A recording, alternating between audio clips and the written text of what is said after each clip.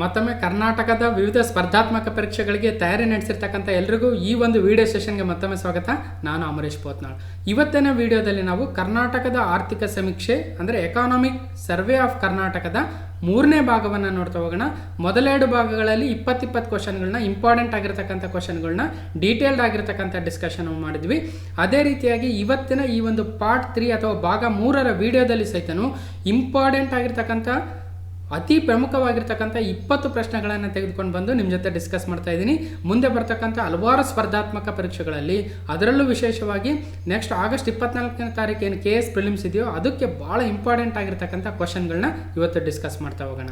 Okay, ಹಾಗಾದರೆ ಯಾರು part 1 part 2 ನೋಡಿಲ್ವೋ ಅದನ್ನು ನೋಡಿಕೊಂಡು ಈ ವಿಡಿಯೋವನ್ನು ಸಹಿತ ನೋಡ್ಬೋದು, ಭಾಳ ಯೂಸ್ ಆಗುತ್ತೆ. ಓಕೆ,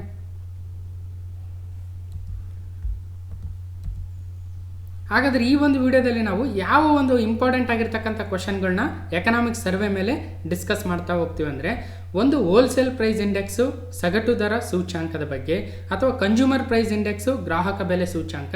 ಇಲ್ಲಿ ಇವುಗಳ ಬಗ್ಗೆ ಅಂದರೆ ಏನು ಅಂತ ನೋಡಲ್ಲ ನಾವು, ಎಕ್ಸಾಮಲ್ಲಿ ಯಾವ ಥರ ಬರ್ಬೋದು ಅದನ್ನು ನೋಡ್ತಾ ಹೋಗ್ತೀವಿ. ಇನ್ನೊಂದು ಗ್ರಾಸ್ ಸ್ಟೇಟ್ ಡೊಮೆಸ್ಟಿಕ್ ಪ್ರಾಡಕ್ಟ್ ಅಂದರೆ ರಾಜ್ಯದ ಒಟ್ಟು ಆಂತರಿಕ ಉತ್ಪನ್ನದ ಬಗ್ಗೆ ಆಗಲಿ, ಅಥವಾ ಫಿಸ್ಕಲ್ ಮ್ಯಾನೇಜ್ಮೆಂಟ್ ರಿವ್ಯೂ ಕಮಿಟಿ ಅಥವಾ ವಿತ್ತೀಯ ನಿರ್ವಹಣಾ ಪರಿಶೀಲನಾ ಸಮಿತಿ ಬಗ್ಗೆ ಓದ್ತೀವಿ. ಕರ್ನಾಟಕ ಇನ್ನೋವೇಷನ್ ಆ್ಯಂಡ್ ಟೆಕ್ನಾಲಜಿ ಸೊಸೈಟಿನ ಯಾಕೆ ತಂದರು, ಅದರ ಉದ್ದೇಶ ಏನಾಗಿತ್ತು ಅಂತ. ಅದೇ ಥರ ಕರ್ನಾಟಕ ಉದ್ಯೋಗ ಮಿತ್ರದ ಉದ್ದೇಶವೇನು, centre of excellence for data science and artificial intelligence ಅದ್ರ ಬಗ್ಗೆ ನೋಡ್ತೀವಿ. ಮತ್ತು BRTS ಅಂತ ಬಸ್ ರ್ಯಾಪಿಡ್ ಟ್ರಾನ್ಸಿಟ್ ಸಿಸ್ಟಮ್ ಅಂತ ನೀವು ಕೇಳಿರ್ಬೋದು, ಅದ್ರ ಬಗ್ಗೆ ನೋಡ್ತೀವಿ. ರಾಜ್ಯದ ಕೃಷಿ ಬೆಲೆ ಆಯೋಗ, ರೈಸ್ ಟೆಕ್ನಾಲಜಿ ಪಾರ್ಕ್, ಮೆಕ್ಕೆಜೋಳ ಟೆಕ್ನಾಲಜಿ ಪಾರ್ಕ್, ತೊಗರಿ ಪಾರ್ಕ್, ತೆಂಗು ಪಾರ್ಕ್, ಅವುಗಳನ್ನ ನೋಡ್ತಾ ಹೋಗ್ತೀವಿ. ಜೊತೆಗೆ ಚಿಂಕಾರ ವೈಲ್ಡ್ ಲೈಫ್ ಸ್ಯಾಂಚುರಿ ಅಥವಾ ಕರ್ನಾಟಕದಲ್ಲಿರ್ತಕ್ಕಂಥ ವಿವಿಧ ವನ್ಯಜೀವಿ ಧಾಮಗಳ ಬಗ್ಗೆ ಒಂದು ಗ್ಲಾನ್ಸ್ ಮಾಡ್ತೀವಿ. ಮತ್ತು ಎಲಿಫೆಂಟ್ ಸರ್ವೆ, ಟೈಗರ್ ಸರ್ವೆಗಳ ಬಗ್ಗೆ ಈ ಮುಂದೆ ಬರ್ತಕ್ಕಂಥ ಎಕ್ಸಾಮಲ್ಲಿ ಏನು ಕೇಳ್ಬೋದು ಅಂತ ಇವೆಲ್ಲ ಟಾಪಿಕ್ಗಳನ್ನ ಇವತ್ತು ಡಿಸ್ಕಸ್ ಮಾಡ್ತಾ ಹೋಗೋಣ. ಸೊ ಹಾಗಾದರೆ ಬನ್ನಿ ನೋಡಿ, ಕರ್ನಾಟಕದ ಆರ್ಥಿಕ ಸಮೀಕ್ಷೆ ಬಗ್ಗೆ ನಾನು ಆಲ್ರೆಡಿ ಹೇಳಿದೆ, ಪಾರ್ಟ್ 1 ಮತ್ತು ಪಾರ್ಟ್ 2 ಮಾಡಿದ್ದೀವಿ ಆಲ್ರೆಡಿ ಅಂತ. ಸೊ ನೋಡಿ, ಪಾರ್ಟ್ 1ನಲ್ಲಿ 20 ಕ್ವಶನ್ಗಳನ್ನ ಡಿಸ್ಕಸ್ ಮಾಡಿದ್ವಿ. ಪಾರ್ಟ್ 2ಅಲ್ಲೂ ಸಹಿತ 20 ಇಂಪಾರ್ಟೆಂಟ್ ಕ್ವಶನ್ನ ಡಿಸ್ಕಸ್ ಮಾಡಿದ್ವಿ. ಇವುಗಳನ್ನ ಎಲ್ಲಿ ನೋಡ್ಬೋದು ಅಂದರೆ, ಇಲ್ಲಿ ನೋಡಿ, ನನ್ನ ಚಾನಲ್ ಆಗಿರ್ತಕ್ಕಂಥ ಅಮರ್ಸ್ ಕ್ಲಾಸ್ಗೆ ಹೋದರೆ ನೀವು ಅಲ್ಲಿ ಈ ವಿಡಿಯೋಗಳನ್ನ ನೋಡ್ಬೋದು. ಓಕೆ, ಸೊ ಇಲ್ಲಿ ನನ್ನ ಒಂದು ಕಿರುಪರಿಚಯ ಇದೆ, ಎಜುಕೇಷನಲ್ ಕ್ವಾಲಿಫಿಕೇಷನ್ ಡೀಟೇಲ್ಸ್ ಮತ್ತು ಬೇರೆ ಬೇರೆ ಪರೀಕ್ಷೆಗಳಲ್ಲಿ ಪಾಸಾಗಿರ್ತಕ್ಕಂಥ ಡೀಟೇಲ್ಸ್ ಇಲ್ಲಿದೆ. ಓಕೆ, ಸೊ ಕರ್ನಾಟಕ ಆರ್ಥಿಕ ಸಮೀಕ್ಷೆ 2019-20ರ ಒಂದು ಮುನ್ನುಡಿಯನ್ನು, ಆರ್ಥಿಕ ಸಮೀಕ್ಷೆ ಒಂದು ಡಾಕ್ಯುಮೆಂಟಲ್ಲಿ ಏನಿರುತ್ತೆ, ಬಜೆಟ್ ಡಾಕ್ಯುಮೆಂಟಲ್ಲಿ ಏನಿರುತ್ತೆ, ಅವುಗಳ ನಡುವೆ ಇರತಕ್ಕಂಥ ವ್ಯತ್ಯಾಸ ಏನಂತ ನಾವು ಆಲ್ರೆಡಿ ಕಳೆದ ವಿಡಿಯೋಗಳಲ್ಲಿ ಕಂಪ್ಲೀಟ್ ಆಗಿರ್ತಕ್ಕಂಥ ಡೀಟೇಲ್ ಡಿಸ್ಕಷನ್ ಮಾಡಿದ್ದೀವಿ. ಇಲ್ಲಿ ನಾನು ಮತ್ತೆ ಇದ್ರ ಮೇಲೆ ಟೈಮ್ ವೇಸ್ಟ್ ಮಾಡೋಕ್ಕೆ ಹೋಗಲ್ಲ, ನೇರವಾಗಿ ಕ್ವಶನ್ಗೆ ಹೋಗೋಣ. ಓಕೆ ನೋಡಿ, ಮೊದಲನೇ ಪ್ರಶ್ನೆ ಕರ್ನಾಟಕ ಆರ್ಥಿಕ ಸಮೀಕ್ಷೆಯ ಡಿಸ್ಕಷನ್ ಪಾರ್ಟಲ್ಲಿ ಭಾಗ 3ರ ಮೊದಲನೇ ಪ್ರಶ್ನೆ. ಕ್ವಶನ್ ನಂಬರ್ 1, ಸಗಟು ದರ ಸೂಚ್ಯಾಂಕ ಅಂದರೆ ಹೋಲ್ಸೇಲ್ ಪ್ರೈಸ್ ಇಂಡೆಕ್ಸ್ ಅಂತ ಕೇಳಿರ್ತೀರ. ಅದರಲ್ಲಿ ಅತಿ ಹೆಚ್ಚು ಮೌಲ್ಯವನ್ನು ಅಂದರೆ ಮೋರ್ ವೆಯ್ಟೇಜನ್ನು ಹೊಂದಿರತಕ್ಕಂಥ ಗುಂಪು ಯಾವುದು? ಅಂದರೆ ಹೋಲ್ಸೇಲ್ ಪ್ರೈಸ್ ಇಂಡೆಕ್ಸನ್ನ ಕ್ಯಾಲ್ಕುಲೇಟ್ ಮಾಡಬೇಕಾದ್ರೆ ಕೆಲವೊಂದು ಗ್ರೂಪನ್ನು ಮಾಡ್ತಾರೆ. ಆ ಗ್ರೂಪ್ಗಳಲ್ಲಿ ಯಾವುದೋ ಒಂದು ಗ್ರೂಪ್ಗೆ ಅತಿ ಹೆಚ್ಚಿನ ಒಂದು ವೆಯ್ಟೇಜನ್ನು ಕೊಡ್ತಾ ಇದ್ದಾರೆ. ಹಾಗಾದರೆ ಅತಿ ಹೆಚ್ಚು ವೆಯ್ಟೇಜನ್ನು, ಒಂದು ಮೌಲ್ಯವನ್ನು ಹೊಂದಿರತಕ್ಕಂಥ ಗ್ರೂಪ್ ಯಾವುದು ಹೋಲ್ಸೇಲ್ ಪ್ರೈಸ್ ಇಂಡೆಕ್ಸ್ ಕ್ಯಾಲ್ಕುಲೇಷನಲ್ಲಿ? ಹಾಗಾದರೆ ಯಾವ್ಯಾವ ಗ್ರೂಪ್ಗಳಿದ್ದಾವೆ ನೋಡಿ. ಆಪ್ಷನ್ ಎಯಲ್ಲಿ ಪ್ರಾಥಮಿಕ ಪದಾರ್ಥಗಳು ಅಂದರೆ ಪ್ರೈಮರಿ ಆರ್ಟಿಕಲ್ಸು, ಆಪ್ಷನ್ ಬಿಯಲ್ಲಿ ಇಂಧನ ಮತ್ತು ಶಕ್ತಿ ಅಂದರೆ ಫ್ಯೂಯಲ್ ಆ್ಯಂಡ್ ಪವರು, ಆಪ್ಷನ್ ಸಿಯಲ್ಲಿ ಉತ್ಪಾದಿತ ಪದಾರ್ಥಗಳು ಅಂದರೆ ಮ್ಯಾನುಫ್ಯಾಕ್ಚರ್ಡ್ ಗೂಡ್ಸ್, ಮತ್ತು ಸೇವೆಗಳು ಅಂತಕ್ಕಂಥ ಸರ್ವಿಸಸ್ ಅಂತಕ್ಕಂಥ 4ನೇ ಆಪ್ಷನ್ನ ಕೊಟ್ಟಿದ್ದಾರೆ. ಇನ್ನು ಈ ಕ್ವಶನ್ ಇಂಗ್ಲೀಷಲ್ಲಿ ನೋಡೋದಾದರೆ, which of the following group has a more weightage in wholesale price index calculation? ಭಾಳಷ್ಟು ಜನ ಕ್ವಶನ್ನ ಇಂಗ್ಲೀಷಲ್ಲಿ ಕೊಡಿ ಸರ್ ಅಂತ ಕೇಳ್ತಾ ಇದ್ರಿ. ನಾನು ನೋಡಿ, ಎಲ್ಲೆಲ್ಲಿ ಸಾಧ್ಯ ಆಗುತ್ತೋ ಅಲ್ಲಿ ಇಂಗ್ಲೀಷಲ್ಲಿ ಕೊಡ್ತೀನಿ. ಕೆಲವೊಂದು ಕಡೆ ಇಂಗ್ಲೀಷ್ ವರ್ಡ್ಸನ್ನು ಈ ಥರ ಹಾಕಿರ್ತೀನಿ, ಈ ಥರ. ಓಕೆ, ಅಲ್ಲಿ ಕ್ವಶನ್ ಈ ಡಿಫ್ರೆಂಟ್ ಆಗಿರ್ತಕ್ಕಂಥ ಕ್ವಶನ್ ಫ್ರೇಮ್ ಮಾಡೋ ಅವಶ್ಯಕತೆ ಇರಲ್ಲ. ಸೊ ಹಾಗಾಗಿ ಎಲ್ಲಿ ಅವಶ್ಯಕತೆ ಇದೆಯೋ ಅಲ್ಲಿ ಕ್ವಶನ್ ಫ್ರೇಮ್ ಮಾಡ್ತೀನಿ, ಎಲ್ಲಿ ಕನ್ನಡಕ್ಕೆ ಬದಲಾಗಿ ಇಂಗ್ಲೀಷ್ ವರ್ಡ್ ಬೇಕಾಗುತ್ತೋ ಅಲ್ಲಿ ನಾನೇ ಬ್ರಾಕೆಟಲ್ಲಿ ಕೊಟ್ಟಿರ್ತೀನಿ. ಸೊ ಎಲ್ರಿಗೂ ಯೂಸ್ ಆಗಲಿ ಅನ್ನೋ ಉದ್ದೇಶಕ್ಕೆ. ಓಕೆ, ಈ ಒಂದು ಕ್ವಶನ್ಗೆ ಸರಿಯಾದ ಉತ್ತರ ಯಾವುದಾಗುತ್ತೆ ನೋಡಿ, ಮ್ಯಾನುಫ್ಯಾಕ್ಚರ್ಡ್ ಗೂಡ್ಸ್ ಅಥವಾ ಉತ್ಪಾದಿತ ಪದಾರ್ಥಗಳು ಸಗಟು ದರ ಸೂಚ್ಯಾಂಕ ಅಂದರೆ ಹೋಲ್ಸೇಲ್ ಪ್ರೈಸ್ ಇಂಡೆಕ್ಸ್ WPIಯಲ್ಲಿ ಅತಿ ಹೆಚ್ಚು ವೆಯ್ಟೇಜನ್ನು ಹೊಂದಿರತಕ್ಕಂಥ ಒಂದು ಗ್ರೂಪ್ ಆಗಿದೆ.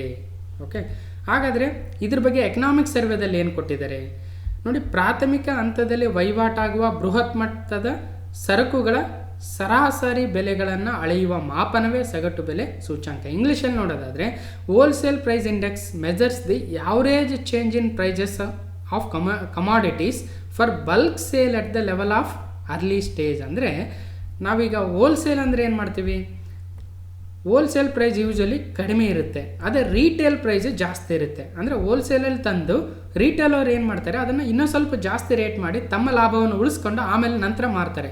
ಸೊ ಹಾಗಾಗಿ ಹೋಲ್ಸೇಲ್ ಪ್ರೈಸ್ ಇಂಡೆಕ್ಸ್ ಸ್ವಲ್ಪ ಕಡಿಮೆ ಇರುತ್ತೆ ಅಂತಕ್ಕಂಥದ್ದು. ಹಾಗಾದರೆ ಇದರಲ್ಲಿ 3 ಗ್ರೂಪ್ಗಳು ಅಥವಾ ಗುಂಪುಗಳು ಅಂದ್ವಿ ಯಾವ್ಯಾವು? ಮೊದಲು ನೋಡಿ, ಪ್ರಾಥಮಿಕ ಪದಾರ್ಥಗಳು ಅಂದರೆ ಪ್ರೈಮರಿ ಆರ್ಟಿಕಲ್ಸ್, ಇಂಧನ ಮತ್ತು ಶಕ್ತಿ fuel and power and manufactured products ಅಂತಕ್ಕಂಥ 3 ಗ್ರೂಪ್ಗಳಿದ್ದಾವೆ, ಕೇಳ್ಬೋದು, ನೆನಪಿರಬೇಕು. ಓಕೆ, ಇನ್ನು ಇದನ್ನು ಈ ಒಂದು WPI ಅಥವಾ ಹೋಲ್ಸೇಲ್ ಪ್ರೈಸ್ ಇಂಡೆಕ್ಸನ್ನು ಪ್ರತಿ ತಿಂಗಳು ಆ ಒಂದು ಇಂಡೆಕ್ಸ್ ಎಷ್ಟಿದೆ ಸಂಖ್ಯೆ ಅಂತ ಕೊಡ್ತಾರೆ, ಅದನ್ನು ರಿಲೀಸ್ ಮಾಡ್ತಕ್ಕಂಥ ಒಂದು ಆರ್ಗನೈಜೇಷನ್ ಯಾವುದು ಅಂತ ಕೇಳ್ಬೋದು. ಒಂದು ಇಲ್ಲಿ ನೋಡಿ, ministry of commerce and industry ಅಂದರೆ ವಾಣಿಜ್ಯ ಮತ್ತು ಕೈಗಾರಿಕಾ ಮಂತ್ರಾಲಯ, ಕೇಂದ್ರ ಸರ್ಕಾರದ್ದು ರಿಲೀಸ್ ಮಾಡುತ್ತೆ. ಅದರೊಳಗಡೆ ಇನ್ಯಾವ ಡಿಪಾರ್ಟ್ಮೆಂಟು ಅಂತ ಕೇಳಿದರೆ ಕೈಗಾರಿಕಾ ನೀತಿ ಮತ್ತು ಉತ್ತೇಜನ ಇಲಾಖೆ ಅಂದರೆ department of industrial policy and promotion. ಅದರೊಳಗಡೆ ಒಂದು ಆಫೀಸ್ ಇದೆ, ಆ ಆಫೀಸ್ ಆ್ಯಕ್ಚುಯಲ್ ಆಗಿ ಇದನ್ನು ರಿಲೀಸ್ ಮಾಡುತ್ತೆ ಆಫೀಸ್ ಆಫ್ ಎಕನಾಮಿಕ್ ಅಡ್ವೈಸರ್ ಅಂದರೆ ಆರ್ಥಿಕ ಸಲಹೆಗಾರರ ಕಚೇರಿ ಅಂತಕ್ಕಂಥ ಕಚೇರಿಯು ಅದು department of industry policy and promotion ಒಳಗಡೆ ಬರುತ್ತೆ. ಆ department ministry of commerce and industry ಕೆಳಗಡೆ ಬರುತ್ತೆ. ಸೊ ಇವರು ಪ್ರತಿ ತಿಂಗಳು ಹೋಲ್ಸೇಲ್ ಪ್ರೈಸ್ ಇಂಡೆಕ್ಸನ್ನು ಬಿಡ್ತಾರೆ, ಆ ಒಂದು ಸಂಖ್ಯೆಗಳನ್ನ. ಇನ್ನೊಂದು ಇಲ್ಲಿ ಇಂಪಾರ್ಟೆಂಟ್ ಆಗ್ತಕ್ಕಂಥದ್ದು ನೋಡಿ, ಫಸ್ಟ್ ಪ್ರೈಮರಿ ಸೆಕ್ಟರ್ ಅಂದ್ವಿ, ಅದರಲ್ಲಿ ಒಟ್ಟು ಎಷ್ಟು ಐಟಮ್ಸ್ ಇರ್ತವೆ ಅಂದರೆ 117 ಐಟಮ್ಸ್ ಇರ್ತವೆ. ಮತ್ತು ಸೆಕೆಂಡ್ ಸೆಕ್ಟ್ರು ಫ್ಯೂಯಲ್ ಆ್ಯಂಡ್ ಪವರಲ್ಲಿ 16 ಐಟಮ್ಸ್ ಇದ್ದಾವೆ. ಮತ್ತು ಥರ್ಡ್ ಗ್ರೂಪು 564 ಐಟಮ್ಸ್ ಇರ್ತವೆ ಮ್ಯಾನುಫ್ಯಾಕ್ಚರ್ಡ್ ಪ್ರಾಡಕ್ಟ್ಸಲ್ಲಿ. ಎಲ್ಲನೂ ಸೇರಿಸಿದರೆ ಒಟ್ಟು 697 ಐಟಮ್ಸ್ ಇದ್ದಾವೆ WPI ಕ್ಯಾಲ್ಕುಲೇಷನ್ಸಲ್ಲಿ. ಆ 697 ಐಟಮ್ಗಳು ಹೋಲ್ಸೇಲಲ್ಲಿ ಎಷ್ಟೆಷ್ಟು ಪ್ರೈಸಲ್ಲಿ ಮಾರಾಟವಾಗ್ತಿದ್ದಾವೆ ಅಂತ ಅವುಗಳನ್ನೆಲ್ಲ ಕ್ಯಾಲ್ಕುಲೇಟ್ ಮಾಡಿಕೊಂಡು ಒಂದು ಆ್ಯಾವ್ರೇಜ್ ಮಾಡಿ ಈ ಮಂತ್ದು WPI ಇಂಡೆಕ್ಸ್ ಇಷ್ಟಿದೆ ಅಂತ ಹೇಳ್ತಾರೆ. ನೆಕ್ಸ್ಟ್ ಮಂತ್ ಮತ್ತೆ ಅವುಗಳ ಪ್ರೈಸಲ್ಲಿ ಏನಾದರೂ ಚೇಂಜಸ್ ಆದರೆ ಆವಾಗ WPI ಹೆಚ್ಚಾಗ್ಬೋದು ಅಥವಾ ಇಳಿಬೋದು. ಅಂದರೆ ಇಲ್ಲಿ ಆಹಾರ ಪದಾರ್ಥಗಳು ಇರ್ತವೆ, ಫ್ಯೂಯಲ್ ಆ್ಯಂಡ್ ಪವರ್ ಇರುತ್ತೆ, ಬಟ್ಟೆಗಳು, ಮನೆಗಳಿಗೆ ಬಳಸ್ತಕ್ಕಂಥ ಬೇರೆ ಬೇರೆ ವಸ್ತುಗಳು, ಎಲೆಕ್ಟ್ರಾನಿಕ್ ಗೂಡ್ಸು ಎಲ್ಲನೂ ಸೇರಿರ್ತವೆ. ಅವುಗಳ ಒಂದು ಪ್ರೈಸನ್ನು ತೆಗೆದುಕೊಂಡು ಹೋಲ್ಸೇಲಲ್ಲಿ ಎಷ್ಟು ಪ್ರೈಸಲ್ಲಿದೆ ಅಂತ ಅಂದ್ಕೊಂಡು ಅದನ್ನು WPI ಕ್ಯಾಲ್ಕುಲೇಷನ್ ಮಾಡ್ತಾರೆ.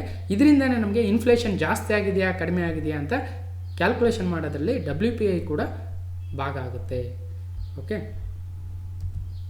ಇಲ್ಲಿ ನೋಡಿ, ಇಲ್ಲಿ 3 ಗ್ರೂಪ್ ಅಂತ ಹೇಳಿದ್ವಿ ನೋಡಿ. ಮೊದಲನೇ ಗ್ರೂಪ್ದು ವೆಯ್ಟೇಜ್ 22.6, ಸೆಕೆಂಡ್ ಗ್ರೂಪ್ದು 13.2 fuel and power, third group manufactured products 64.2%. ಅದಕ್ಕೆ ನೋಡಿ, ಇದೇ ಅತಿ ಹೆಚ್ಚು ವೆಯ್ಟೇಜನ್ನು ಮೌಲ್ಯವನ್ನು ಹೊಂದಿರತಕ್ಕಂಥ ಒಂದು ಗ್ರೂಪು ಯಾವುದರಲ್ಲಿ WPIಯಲ್ಲಿ. ಓಕೆ, ನೆನ್ಪಿಡ್ಬೇಕು. ಸೊ ನೆಕ್ಸ್ಟ್ ಕ್ವಶನ್ ನಂಬರ್ 2, ಭಾರತದಲ್ಲಿ ಪ್ರಸ್ತುತ ಎಷ್ಟು ವಿಧದ ಗ್ರಾಹಕ ಬೆಲೆ ಸೂಚ್ಯಾಂಕ ಅಂದರೆ ಕನ್ಸ್ಯೂಮರ್ ಪ್ರೈಸ್ ಇಂಡೆಕ್ಸ್ CPIಗಳನ್ನು ರಚಿಸಲಾಗುತ್ತಿದೆ? ಹೋಲ್ಸೇಲ್ ಪ್ರೈಸ್ ಇಂಡೆಕ್ಸು ಒಂದೇ ಸಂಖ್ಯೆ ನೋಡಿದ್ವಿ. ಇನ್ನು ಗ್ರಾಹಕ ಬೆಲೆ ಸೂಚ್ಯಾಂಕ ಅಂದರೆ how many types of consumer price indexes are compiling in India? ಒಂದೇ ಒಂದು ಗ್ರಾಹಕ ಬೆಲೆ ಸೂಚ್ಯಾಂಕವಿದೆಯಾ ಅಥವಾ 2 ಇದಾವ, 3 ಇದಾವ, 4 ಇದಾವ ಅಂದರೆ ಸರಿಯಾದ ಉತ್ತರ ಒಟ್ಟು ಭಾರತದಲ್ಲಿ 4 ರೀತಿಯ ಗ್ರಾಹಕ ಬೆಲೆ ಸೂಚ್ಯಾಂಕಗಳನ್ನು ಕನ್ಸ್ಯೂಮರ್ ಪ್ರೈಸ್ ಇಂಡೆಕ್ಸ್ಗಳನ್ನು ರಚನೆಯನ್ನು ಮಾಡ್ತಾ ಇದ್ದಾರೆ. ಹಾಗಾದರೆ ಯಾವ್ಯಾವು ಅಂತ ನೋಡ್ಕೊಂಬಿಡೋಣ. ನೋಡಿ, consumer price index is a measure of change in retail prices of goods and services consumed by defined population group in a given area with reference to a base year. ಇದನ್ನು ಸಹಿತ CPIನು ತಿಂಗಳಿಗೊಂದ್ಸಲ ಬಿಡ್ತಾರೆ. ಇದು ಏನು ತೋರಿಸುತ್ತಂದರೆ ಅದೇ ಒಂದು ಗೂಡ್ಸ್ ಆ್ಯಂಡ್ ಸರ್ವಿಸಸ್ದು ರೀಟೇಲ್ ಪ್ರೈಸ್ ಎಷ್ಟಿದೆ. ನಾವು WPIದಲ್ಲಿ wholesale price ನೋಡಿದ್ವಿ. ಆ ಹೋಲ್ಸೇಲ್ ಪ್ರೈಸನ್ನು ತೆಗೆದುಕೊಂಡು ಬಂದು ರೀಟೇಲರ್ ಏನು ಮಾಡ್ತಾನೆ, ಸ್ವಲ್ಪ ಲಾಭವನ್ನು ಉಳಿಸ್ಕೊಂಡು ರೀಟೇಲ್ ಪ್ರೈಸಲ್ಲಿ ಮಾರ್ತಾನೆ.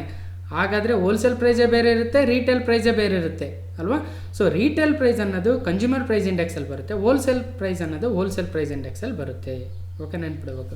ಇನ್ನು ಇವು 4 ರೀತಿಯ ಕನ್ಸ್ಯೂಮರ್ ಪ್ರೈಸ್ ಇಂಡೆಕ್ಸ್ ಇದೆ ಅಂದ್ವಿ. ಯಾವ್ಯಾವಂದರೆ, ಒಂದು consumer price index CPI for industrial workers, ಔದ್ಯಮಿಕ ಕಾರ್ಮಿಕರಿಗೆ. ಎರಡನೇದು CPI ಫಾರ್ ಅಗ್ರಿಕಲ್ಚರಲ್ ಲೇಬರರ್ಸ್. ಮೂರನೇದು CPI ಫಾರ್ ರೂರಲ್ ಲೇಬರರ್ಸ್. ಇನ್ನು ನಾಲ್ಕನೇದು C P I for rural and urban ಇಬ್ಬರಿಗೂ. ಓಕೆ, ಒಂದು C P I for industrial workers, second one agricultural labourers, third one rural labourers, fourth one rural and urban ಪೀಪಲ್ಗೆ. Okay, ಇದು consumer price index. ಇದರಲ್ಲಿ first ಮೂರೇನಿದ್ದಾವೆ industrial, agricultural and rural, ಅವುಗಳನ್ನ release ಮಾಡ್ತಕ್ಕಂಥ organisation ಯಾವುದು ಅನ್ನೋದು ಭಾರಿ ಇಂಪಾರ್ಟೆಂಟ್ ಆಗುತ್ತೆ. ಅದನ್ನು ಲೇಬರ್ ಬ್ಯೂರೋ ಅಂತಕ್ಕಂಥದ್ದು ಕೇಂದ್ರ ಸರ್ಕಾರದ್ದು ಶಿಮ್ಲಾದಲ್ಲಿದೆ. ಹೌದು, ಮೊದಲ 3 ಕನ್ಸ್ಯೂಮರ್ ಪ್ರೈಸ್ ಇಂಡೆಕ್ಸನ್ನು ರಿಲೀಸ್ ಮಾಡಿದರೆ, ನಾಲ್ಕನೇದನ್ನು ನ್ಯಾಷನಲ್ ಸ್ಟ್ಯಾಟಿಸ್ಟಿಕಲ್ ಆಫೀಸ್ NSO, ಇಲ್ಲಿ CSO ಅಂತ ಕೊಟ್ಟಿದ್ದಾರೆ, ಅದು ಆ್ಯಕ್ಚುಲಿ NSO ಆಗಬೇಕು. ಅವರು 4ನೇ ಒಂದು ಇಂಡೆಕ್ಸ್ ಆಗಿರ್ತಕ್ಕಂಥ CPI for rural and urban ಏನಿದೆಯೋ ಅದನ್ನು ರಿಲೀಸ್ ಮಾಡ್ತಾರೆ. ಓಕೆ, ಇನ್ನು ಕರ್ನಾಟಕಕ್ಕೆ ಬಂದಾಗ, ಕರ್ನಾಟಕದಲ್ಲಿ ಆರ್ಥಿಕ ಮತ್ತು ಸಾಂಖ್ಯಿಕ ನಿರ್ದೇಶನಾಲಯವು ಪ್ರತಿ ತಿಂಗಳು ರಾಜ್ಯ ಸರಣಿಯ ಔದ್ಯಮಿಕ ಕಾರ್ಮಿಕ ಗ್ರಾಹಕ ಬೆಲೆ ಸೂಚ್ಯಾಂಕ ಅಂದರೆ CPI ಫಾರ್ ಇಂಡಸ್ಟ್ರಿಯಲ್ ವರ್ಕರ್ಸಿಗೆ ಮಾತ್ರ ಬಿಡುಗಡೆ ಮಾಡುತ್ತೆ. ಇನ್ನು ಉಳಿದಿರ್ತಕ್ಕಂಥ 3ಕ್ಕೆ ಕರ್ನಾಟಕ ಸರ್ಕಾರ ರಿಲೀಸ್ ಮಾಡ್ತಾ ಇಲ್ಲ, ನೆನ್ಪಿಡಬೇಕು. ಓಕೆ, ಸೊ ಇಲ್ಲಿ ನೋಡಿ, labour bureau government of India ಶಿಮ್ಲಾದಲ್ಲಿ ಏನಿದೆ, ಅವರು consumer price index for industrial workers, agriculture labourers ಮತ್ತು ರೂರಲ್ ಲೇಬರರ್ಸ್ಗೆ 3 ರೀತಿಯ ಒಂದು CPIನ ರಿಲೀಸ್ ಮಾಡ್ತಾರೆ.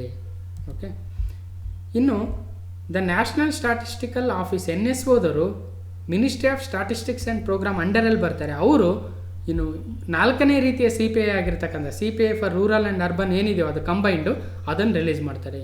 ಈ ಥರದ ಅಂಶಗಳು ಭಾಳ ಇಂಪಾರ್ಟೆಂಟ್ ಆಗ್ತವೆ. ಯಾವ CPIನ ಯಾವರು ರಿಲೀಸ್ ಮಾಡ್ತಾರೆ ಅಂತಕ್ಕಂಥದ್ದು ಇಂಪಾರ್ಟೆಂಟ್ ಆಗುತ್ತೆ. ಓಕೆ, ಸೊ WPI ಮತ್ತು CPIಗಳು ಇನ್ಫ್ಲೇಷನ್ನ ಕ್ಯಾಲ್ಕುಲೇಟ್ ಮಾಡೋದಕ್ಕೆ ಯೂಸ್ ಆಗ್ತವೆ. CPI ಜಾಸ್ತಿ ಆಗಿದೆ ಅಂದರೆ ನಮ್ಗೆ ಗೊತ್ತಾಗುತ್ತೆ ಇನ್ಫ್ಲೇಷನ್ ಜಾಸ್ತಿ ಆಗಿದೆ, ಯಾಕಂದ್ರೆ ನಾವು ಖರೀದಿಸ್ತಕ್ಕಂಥ ಪದಾರ್ಥಗಳ ರೇಟ್ ಜಾಸ್ತಿ ಆಗಿದೆ ಅಂದರೆ ಹಣದುಬ್ಬರ ಜಾಸ್ತಿ ಆಗಿದೆ ಅನ್ನಂಗೆ. ಓಕೆ,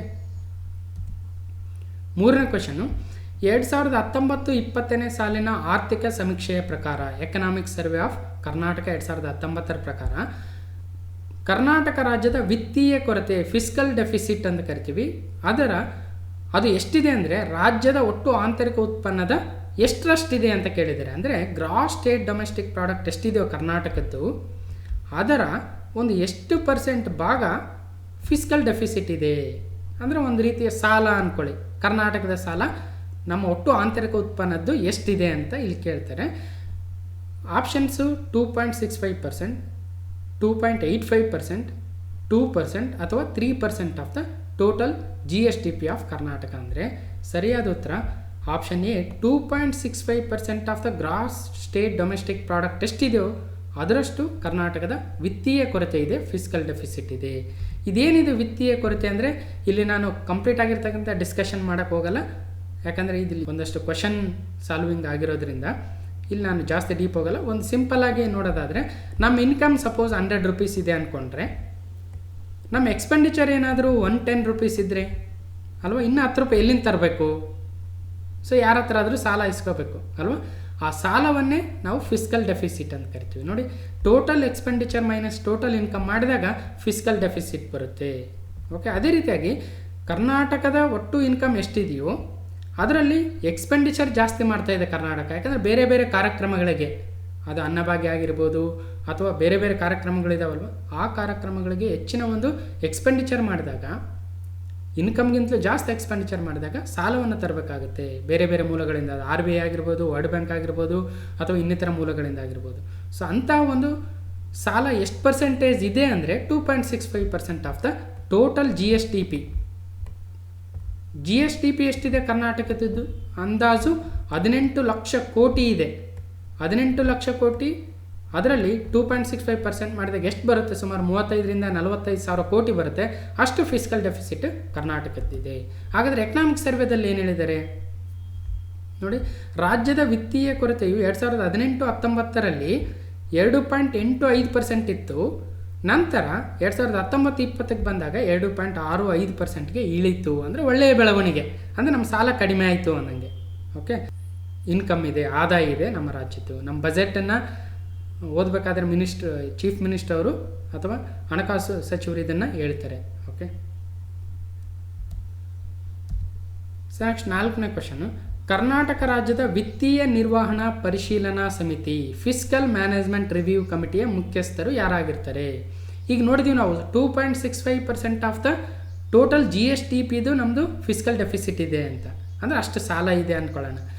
ಸೊ ಜಾಸ್ತಿ ಸಾಲ ಆಗಬಾರ್ದು ಅನ್ನೋದಕ್ಕೆ ಮತ್ತು ನಮ್ಮ ಆದಾಯವನ್ನು ಯಾವುದ್ಯಾವುದಕ್ಕೆ ಎಷ್ಟೆಷ್ಟು ಬಳಸ್ಕೋಬೇಕು, ಓಕೆ, ಎಷ್ಟು ಚೆನ್ನಾಗಿ ಬಳಸ್ಕೋಬೇಕು, ಜಾಸ್ತಿ ಎಕ್ಸ್ಟ್ರಾ ಖರ್ಚು ಮಾಡಬಾರ್ದು ಅನ್ನೋದಕ್ಕೆ ಒಂದು ಕಮಿಟಿ ಇದೆ ಕರ್ನಾಟಕದಲ್ಲಿ.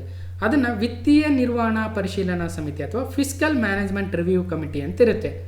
ಸೊ ಹಾಗಾದರೆ ಈ ಒಂದು ಕಮಿಟಿ ಅಧ್ಯಕ್ಷರು ಅಥವಾ ಮುಖ್ಯಸ್ಥರು ಯಾರಾಗಿದ್ದಾರೆ ಅಥವಾ ಯಾರಾಗಿರ್ತಾರೆ ಅಂದರೆ, ಸರ್ಕಾರದ ಮುಖ್ಯ ಕಾರ್ಯದರ್ಶಿಗಳು ಚೀಫ್ ಸೆಕ್ರೆಟರಿ, ಮುಖ್ಯಮಂತ್ರಿಗಳು ಅಥವಾ ಚೀಫ್ ಮಿನಿಸ್ಟ್ರೇ ಸ್ವತಃ ಇದರ ಒಂದು ಮುಖ್ಯಸ್ಥರಾಗಿರ್ತಾರ, ಅಥವಾ ಹಣಕಾಸು ಸಚಿವರು ಇದರ ಮುಖ್ಯಸ್ಥರಾಗಿರ್ತಾರ, ಅಥವಾ ಅಡಿಷನಲ್ ಚೀಫ್ ಸೆಕ್ರೆಟರಿ ACS ಅಂತ ಕರಿತೀವಿ, ಫೈನಾನ್ಸ್ ಡಿಪಾರ್ಟ್ಮೆಂಟ್ ಹೆಚ್ಚುವರಿ ಮುಖ್ಯ ಕಾರ್ಯದರ್ಶಿಗಳು, ಅವರೇನಾದರೂ ಇದರ ಮುಖ್ಯಸ್ಥರಾಗಿರ್ತಾರ ಅಂದರೆ ಸರಿಯಾದ ಉತ್ತರ ಸರ್ಕಾರದ ಮುಖ್ಯ ಕಾರ್ಯದರ್ಶಿಗಳು ಅಂದರೆ ಚೀಫ್ ಸೆಕ್ರೆಟರಿ.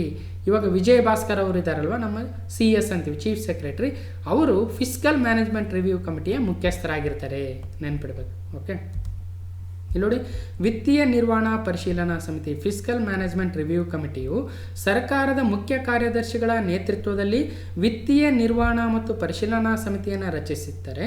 ಈ ಸಮಿತಿಯು ನಿಯಮಾನುಸಾರ ರಾಜ್ಯದ ಹಣಕಾಸು ಮತ್ತು ಋಣದ ಸ್ಥಿತಿಗತಿಯ ಬಗ್ಗೆ ಪುನರಾವಲೋಕಿಸಿ ಕರ್ನಾಟಕ ಆರ್ಥಿಕ ಕರ್ನಾಟಕ ಆರ್ಥಿಕ ಹೊಣೆಗಾರಿಕೆ ಅಂದರೆ ಕರ್ನಾಟಕ ಫಿಸ್ಕಲ್ ರೆಸ್ಪಾನ್ಸಿಬಿಲಿಟಿ ಆ್ಯಕ್ಟ್ KFRAಯು ಏನು ಗೊತ್ತುಪಡಿಸಿದೆ ಮಾನದಂಡಗಳನ್ನು, ಅವುಗಳಿಗೆ ಬದ್ಧವಾಗಿ ಅನುಸರಿಸಬೇಕಾದ ಪರಿಹಾರೋಪಾಯಗಳ ಬಗ್ಗೆ ಹಣಕಾಸು ಸಚಿವರಿಗೆ ಸಲಹೆಯನ್ನು ನೀಡುತ್ತೆ ಈ ಒಂದು ವಿತ್ತೀಯ ನಿರ್ವಹಣಾ ಪರಿಶೀಲನಾ ಸಮಿತಿ. ಅಂದರೆ ನೋಡಿ ಸರ್, ನಮ್ಮದು ಇಷ್ಟು ಇನ್ಕಮ್ ಇದೆ, ನಮ್ಮದು ಇಷ್ಟು GSDP ಇದೆ, ಅದರಲ್ಲಿ ನಾವು ಯಾವ ಯೋಜನೆಗಳಿಗೆ ಎಷ್ಟೆಷ್ಟು ಖರ್ಚು ಮಾಡಿದರೆ ನಮ್ಮ ಸಾಲ ಎಷ್ಟು ಏರುತ್ತೆ ಎಷ್ಟು ಇಳಿಯುತ್ತೆ ಅನ್ನೋದನ್ನು ಈ ಒಂದು ಕಮಿಟಿ ಹೇಳುತ್ತೆ. ಆಗ ಹಣಕಾಸು ಸಚಿವರು ಅದಕ್ಕೆ ಪ್ರಕಾರ ಯಾವ ಇಲಾಖೆಗೆ ಎಷ್ಟೆಷ್ಟು ಒಂದು ಬಜೆಟನ್ನು ಅಲೋಕೇಟ್ ಮಾಡಬೇಕು ಅಂತ ನೋಡ್ತಾರೆ, ಮತ್ತು ಬೇರೆ ಬೇರೆ ಮೂಲಗಳಿಂದ ಎಷ್ಟು ಸಾಲವನ್ನು ತೆಗೆದುಕೊಳ್ಬೇಕು ಅಂತಕ್ಕಂಥ ಒಂದು ಯೋಜನೆಯನ್ನು ಹಾಕೊಳ್ತಾರೆ ಈ ಒಂದು ಕಮಿಟಿಯ ರೆಕಮೆಂಡೇಶನ್ ಮೇಲೆ. ಇದು ಯಾವ ಮಾನದಂಡಗಳಿಗೆ ಬದ್ಧವಾಗಿರುತ್ತಂದರೆ, Karnataka fiscal responsibility act KFRA 2002ರಲ್ಲಿ ತಂದಿದ್ರು ಒಂದು ಆ್ಯಕ್ಟು, ಅದರಲ್ಲಿ ಹೇಳಿದ್ರು ಯಾವ ರೀತಿಯ ಒಂದು ಯೋಜನೆಗಳನ್ನು ತರಬೇಕು, ನಮ್ಮ ಫಿಸ್ಕಲ್ ಡೆಫಿಸಿಟ್ನ ಕಡಿಮೆ ಮಾಡ್ಕೊಳ್ಳೋಕ್ಕೆ, ನಮ್ಮ ರಾಜ್ಯದ ಸಾಲವನ್ನು ಕಡಿಮೆ ಮಾಡ್ಕೊಳ್ಳೋದಕ್ಕೆ ಯಾವ ರೀತಿಯ ಬೇರೆ ಬೇರೆ ಪ್ಲಾನ್ ಮಾಡಬೇಕು ಅನ್ನೋದನ್ನು ಈ ಒಂದು ಆ್ಯಕ್ಟಲ್ಲಿ ಹೇಳಿದ್ದಾರೆ. ಓಕೆ, ಇಲ್ಲಿ ನೋಡಿ, Karnataka fiscal responsibility act KFRA 2002ರಲ್ಲಿ ಬಂದಿದೆ. ಇದರ ಆಬ್ಜೆಕ್ಟಿವ್ಸ್ ಏನಿದೆ? Eliminating revenue deficit containing fiscal deficit 3% of the GSDP. ನಮ್ಮ ಕರ್ನಾಟಕದ ಆಂತರಿಕ ಉತ್ಪನ್ನ ಎಷ್ಟಿದೆಯೋ, ಒಟ್ಟು gross state domestic product GSDP, ಅದರ 3%ಗಿಂತಲೂ ಜಾಸ್ತಿ ಆಗಬಾರ್ದು ನಮ್ಮ ಫಿಸ್ಕಲ್ ಡೆಫಿಸಿಟ್ಟು ಅನ್ನೋದು ಅದರ ಉದ್ದೇಶ ಆಗಿತ್ತು. ಹಾಗಾದರೆ ಏನು ಮಾಡಬೇಕು? ಈ ಒಂದು ಆ್ಯಕ್ಟಲ್ಲಿ ಹೇಳ್ತಾರೆ, ಏನೇನು ಸ್ಪೆಸಿಫೈ ಮಾಡ್ತಾರೆ, fiscal management principles to guide the state government. ಈ ಒಂದು ವಿತ್ತೀಯ ಕೊರತೆಯನ್ನು ಹೇಗೆ ನೀಗಿಸಬೇಕು, ಹೇಗೆ ಮ್ಯಾನೇಜ್ ಮಾಡಬೇಕು ಅನ್ನೋದನ್ನು ಈ ಒಂದು ಆ್ಯಕ್ಟಲ್ಲಿ ಹೇಳಿದ್ದಾರೆ. ಜೊತೆಗೆ take appropriate measures to eliminate revenue deficit and containing fiscal deficit of to 3% of the GDP, ಅಷ್ಟು ಕಡಿಮೆ ಮಾಡಬೇಕು ಅಂತ. ಓಕೆ, ಸೊ ಎಲ್ಲ ಒಂದು ಗೈಡ್ಲೈನ್ಸನ್ನು ಈ ಆ್ಯಕ್ಟಲ್ಲಿ ಹೇಳಿದ್ದಾರೆ. ಇಲ್ಲಿ ಜಾಸ್ತಿ ಡೀಪಾಗಿ ಹೋಗೋದು ಬೇಡ, ಮೋಸ್ಟ್ಲಿ ಕನ್ಫ್ಯೂಸ್ ಆಗಿಬಿಡುತ್ತೆ. ಓಕೆ, 5ನೇ ಕ್ವಶನ್ಗೆ ಹೋಗೋಣ. ಕರ್ನಾಟಕ ರಾಜ್ಯದಲ್ಲಿ ಮಾಹಿತಿ ಮತ್ತು ಸಂವಹನ ತಂತ್ರಜ್ಞಾನ information and communication technology ICT ಮತ್ತು ಜೈವಿಕ ತಂತ್ರಜ್ಞಾನ ಬಯೋಟೆಕ್ನಾಲಜಿ, ಅಂದರೆ ಕರ್ನಾಟಕ ರಾಜ್ಯದಲ್ಲಿರುವ ಮಾಹಿತಿ ಸಂವಹನ ತಂತ್ರಜ್ಞಾನ ಮತ್ತು ಜೈವಿಕ ತಂತ್ರಜ್ಞಾನ ವಲಯಗಳಲ್ಲಿ ಹೂಡಿಕೆಗಳನ್ನು ಆಕರ್ಷಿಸಲು ಮತ್ತು ಪ್ರೋತ್ಸಾಹಿಸಲು, ಇಲ್ಲಿ ನೋಡಿ, ಆಕರ್ಷಿಸಲು ಮತ್ತು ಪ್ರೋತ್ಸಾಹಿಸಲು ತಂದಿರತಕ್ಕಂಥ ಸಂಸ್ಥೆ ಯಾವುದು? ನಮ್ಮ ರಾಜ್ಯದಲ್ಲಿ ICT ಜಾಸ್ತಿ ಬೆಳಿಬೇಕು, ಬಯೋಟೆಕ್ನಾಲಜಿ ಜಾಸ್ತಿ ಬೆಳಿಬೇಕು, ಅದರಿಂದ ಇಲ್ಲಿ ಒಂದು ಉದ್ಯೋಗಗಳಿಗೆ ಸೃಷ್ಟಿಯಾಗುತ್ತೆ, ಕರ್ನಾಟಕಕ್ಕೆ ರೆವಿನ್ಯೂ ಕೂಡ ಬರುತ್ತೆ ಅಂತಕ್ಕಂಥ ಉದ್ದೇಶದಿಂದ ಇಂತಹ ವಲಯಗಳಲ್ಲಿ ಜಾಸ್ತಿ ಹೂಡಿಕೆಯನ್ನು ಆಕರ್ಷಣೆ ಮಾಡಬೇಕು ಮತ್ತು ಪ್ರೋತ್ಸಾಹಿಸಬೇಕು ಅನ್ನೋದಕ್ಕೆ ಒಂದು ಸೆಪ್ರೇಟ್ ಆಗಿರ್ತಕ್ಕಂಥ ಸಂಸ್ಥೆಯನ್ನು ಕರ್ನಾಟಕ ಸರ್ಕಾರ ತಂದಿದೆ. ಹಾಗಾದರೆ ಯಾವ ಸಂಸ್ಥೆ ಅದು ಅಂತಕ್ಕಂಥದ್ದು ಎಕ್ಸಾಮಲ್ಲಿ ಭಾಳ ಇಂಪಾರ್ಟೆಂಟ್ ಆಗುತ್ತೆ. ಯಾವುದಾಗಿರ್ಬೋದು? Option A Karnataka biotechnology and information technology services KBITS. Okay, option B Karnataka innovation and technology society KITS. Next Karnataka skill development corporation KSTC. Option D skill connect portal. ಅಂದರೆ ಸರಿಯಾದ ಉತ್ತರ Karnataka innovation and technology society KITS ಅಂತಕ್ಕಂಥ option B ಅಲ್ಲಿ ಏನಿದೆಯೋ ಈ ಒಂದು KITSನ್ನು ಕರ್ನಾಟಕದಲ್ಲಿ ಮಾಹಿತಿ ತಂತ್ರಜ್ಞಾನ ಮತ್ತು ಜೈವಿಕ ತಂತ್ರಜ್ಞಾನ ವಲಯಗಳಲ್ಲಿ ಹೂಡಿಕೆಗಳನ್ನು ಆಕರ್ಷಿಸಲು ಮತ್ತು ಪ್ರೋತ್ಸಾಹಿಸಲು ತಂದಿರತಕ್ಕಂಥ ಸಂಸ್ಥೆ Karnataka innovation and technology society. Okay, ಇಲ್ಲಿ ನೋಡಿ, ಭಾರತದಲ್ಲಿ ಅಳವಡಿಸಿಕೊಳ್ಳಲಾಗಿರುವ ಅನೇಕ ಸುಧಾರಣಾ ಉಪಕ್ರಮಗಳನ್ನು ಪರಿಚಯಿಸುವಲ್ಲಿ ಕರ್ನಾಟಕವು ಯಾವಾಗಲೂ ಮುಂಚೂಣಿಯಲ್ಲಿದೆ. ಖಾಸಗಿಯವರಿಂದ ಹೂಡಿಕೆಗಳನ್ನು ಆಕರ್ಷಿಸುವಲ್ಲಿ ಅತ್ಯಂತ ಸಕ್ರಿಯವಾಗಿದೆ ಕರ್ನಾಟಕ. ಆದ್ದರಿಂದ ಅದರಲ್ಲೂ ವಿಶೇಷವಾಗಿ ಮಾಹಿತಿ ಮತ್ತು ಸಂವಹನ ತಂತ್ರಜ್ಞಾನ, ಜೈವಿಕ ತಂತ್ರಜ್ಞಾನ ವಲಯಗಳಲ್ಲಿ ಆಕರ್ಷಣೆಯನ್ನು ಮಾಡಲು 26 ಏಪ್ರಿಲ್ 2018ರಂದು KBITS ಸಂಸ್ಥೆಯನ್ನು ಕರ್ನಾಟಕ ತಂದಿತ್ತು. KBITS ಅಂದ್ರೇನು, ಇಲ್ಲಿದೆ ನೋಡಿ, Karnataka biotechnology and information technology services. ನಂತರ ಏನು ಮಾಡಿದರು, ಅದನ್ನು ಕರ್ನಾಟಕ ನಾವೀನ್ಯತೆ ಮತ್ತು ತಂತ್ರಜ್ಞಾನ ಸೊಸೈಟಿ ಕಿಟ್ಸ್ ಎಂದು ಮರುನಾಮಕರಣವನ್ನು ಮಾಡ್ತಾರೆ. ಸೊ ಮೊದಲು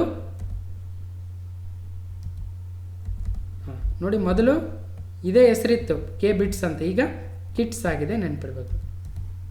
ಕಿಟ್ಸ್ ಉದ್ದೇಶ ಏನು ನೋಡಿ, to assist the department of IT, BT and SNT in the following. ಅಂದರೆ IT, BT ಮಿನಿಸ್ಟರ್ ಯಾರಿರ್ತಾರೋ ಅಥವಾ ಆ ಡಿಪಾರ್ಟ್ಮೆಂಟ್ ಏನಿರುತ್ತೆ ಅವರಿಗೆ ಒಂದು ಸಹಕಾರವನ್ನು ನೀಡೋದಕ್ಕೆ ಈ ಕಿಟ್ಸ್ ಸಂಸ್ಥೆ ಕೆಲಸವನ್ನು ಮಾಡುತ್ತೆ.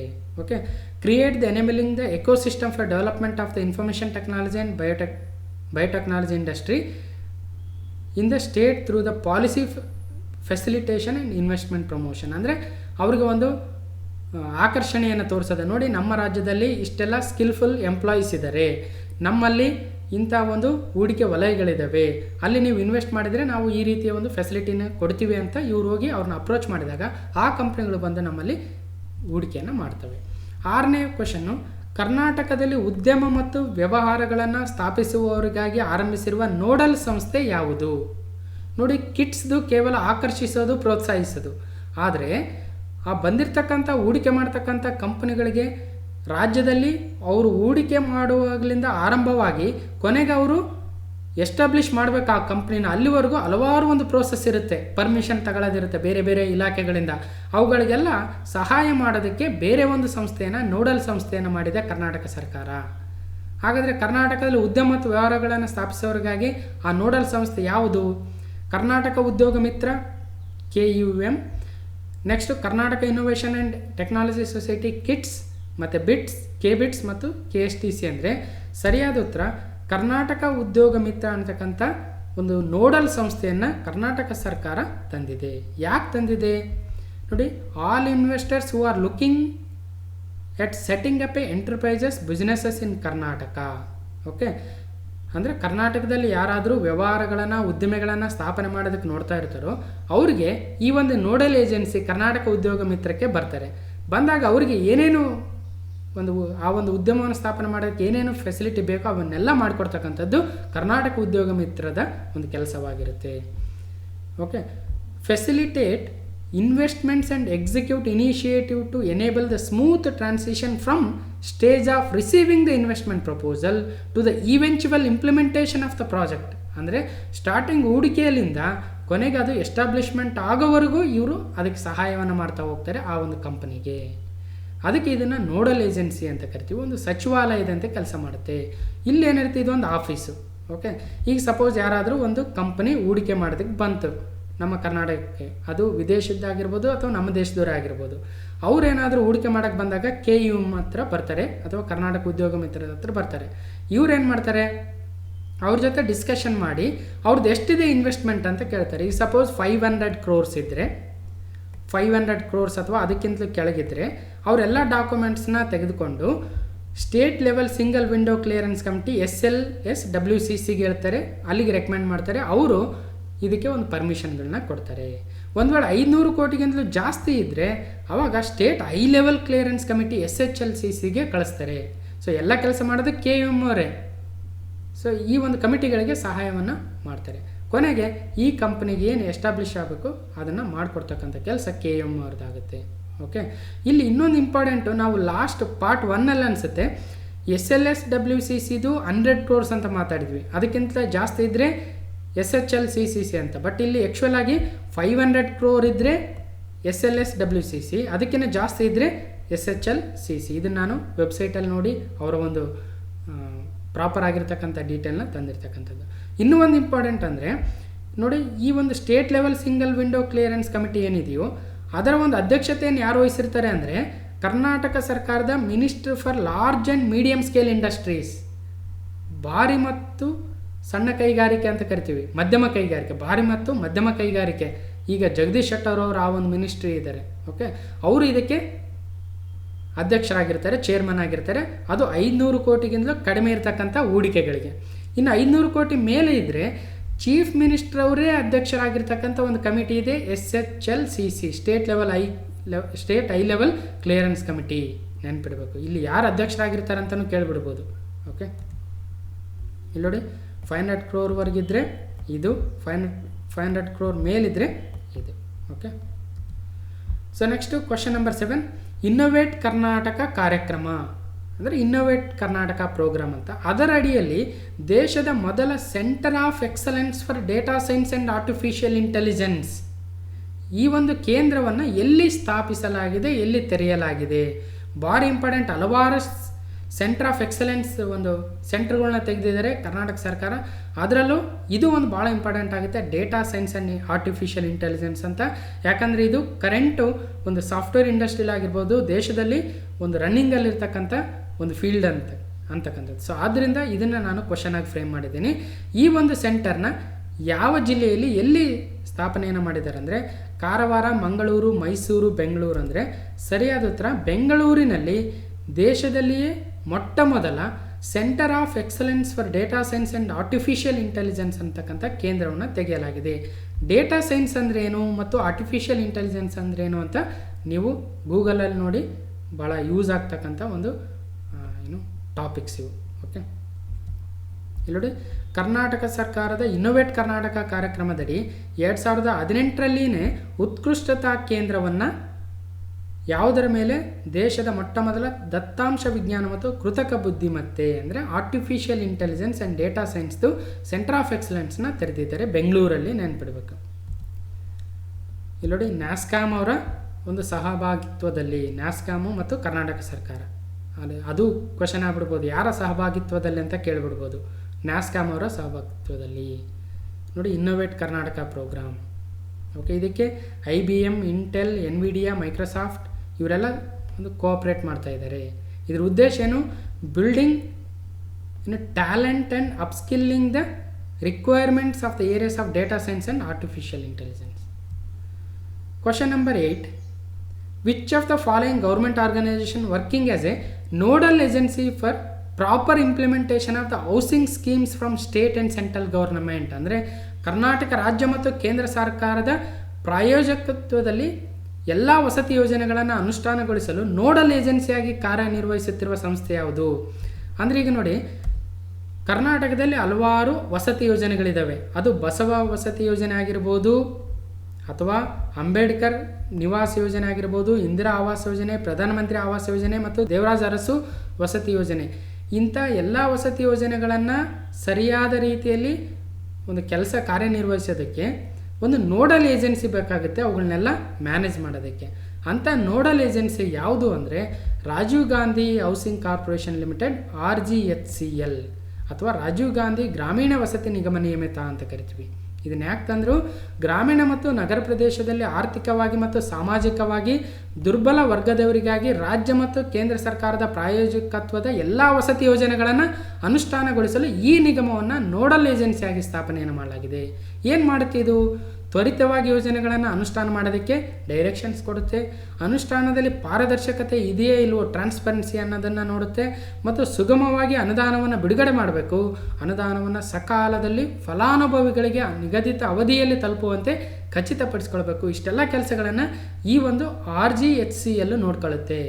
ಓಕೆ, ಅದರ ಅಂಡರಲ್ಲಿ ಎಲ್ಲ ಕಾರ್ಯಕ್ರಮಗಳು ಬರ್ತವೆ, ಎಲ್ಲ ಆವಾಸ ಯೋಜನೆಗಳು, ವಸತಿ ಯೋಜನೆಗಳು ಬರ್ತವೆ. ಇಲ್ಲಿ ನೋಡಿ, ರಾಜೀವ್ ಗಾಂಧಿ ವಸತಿ ನಿಗಮ ನಿಯಮಿತ ಕರ್ನಾಟಕ ಸರ್ಕಾರದ ಒಂದು ಉದ್ಯಮ, Rajiv Gandhi housing corporation limited.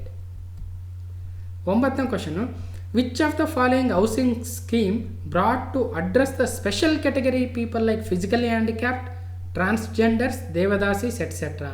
ಕನ್ನಡದಲ್ಲಿ ವಿಕಲಚೇತನರು, ಮಂಗಳಮುಖಿಯರು, ದೇವದಾಸಿಯರು ಮುಂತಾದ ವಿಶೇಷ ವರ್ಗದವರಿಗಾಗಿ ಕರ್ನಾಟಕ ರಾಜ್ಯ ಸರ್ಕಾರ ತಂದಿರುವ ವಸತಿ ಯೋಜನೆ ಹೌಸಿಂಗ್ ಸ್ಕೀಮ್ ಯಾವುದು? ಯಾರ್ಯಾರಿಗೆ? ವಿಕಲಚೇತನರು, ಮಂಗಳಮುಖಿಯರು, ದೇವದಾಸಿಯರು, ಇನ್ನೂ ಮುಂತಾದ ವಿಶೇಷ ವರ್ಗದವರಿಗಾಗಿ.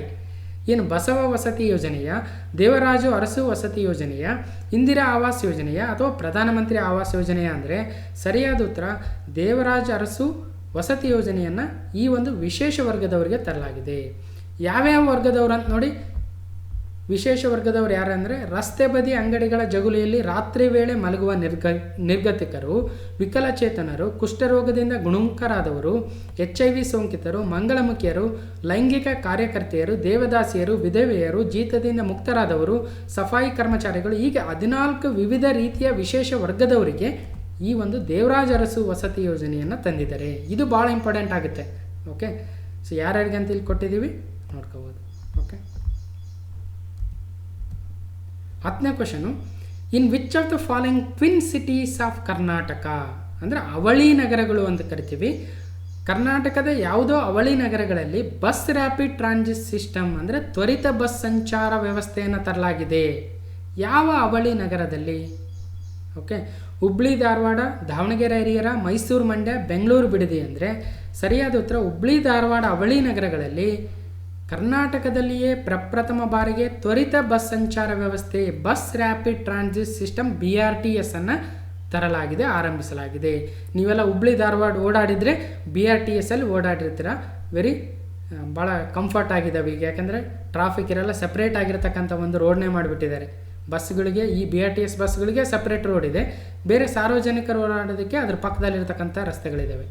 ಓಕೆ, ಸೊ ಅಂಥ ವ್ಯವಸ್ಥೆ BRTS ವ್ಯವಸ್ಥೆಯನ್ನು ತಂದಿರತಕ್ಕಂಥ ಪ್ರಪ್ರಥಮ ಬಾರಿಗೆ ಕರ್ನಾಟಕದಲ್ಲಿ ಎಲ್ಲಿ ತಂದಿದ್ದಾರೆ ಅಂದರೆ ಹುಬ್ಳಿ ಧಾರವಾಡ ಅವಳಿ ನಗರದಲ್ಲಿ. ನೋಡಿ, ಹುಬ್ಳಿ ಧಾರವಾಡ ನಗರಗಳಿಗೆ ತ್ವರಿತ ಬಸ್ ಸಂಚಾರ ವ್ಯವಸ್ಥೆ BRTS ಕರ್ನಾಟಕದಲ್ಲಿ ಪ್ರಪ್ರಥಮ ಬಾರಿಗೆ ತಂದಿದ್ದಾರೆ. ಮತ್ತು ಇದರಲ್ಲಿ ಒಟ್ಟು ಉದ್ದ ಎಷ್ಟಂದರೆ 22.25 ಕಿಲೋಮೀಟರ್ ಇದೆ.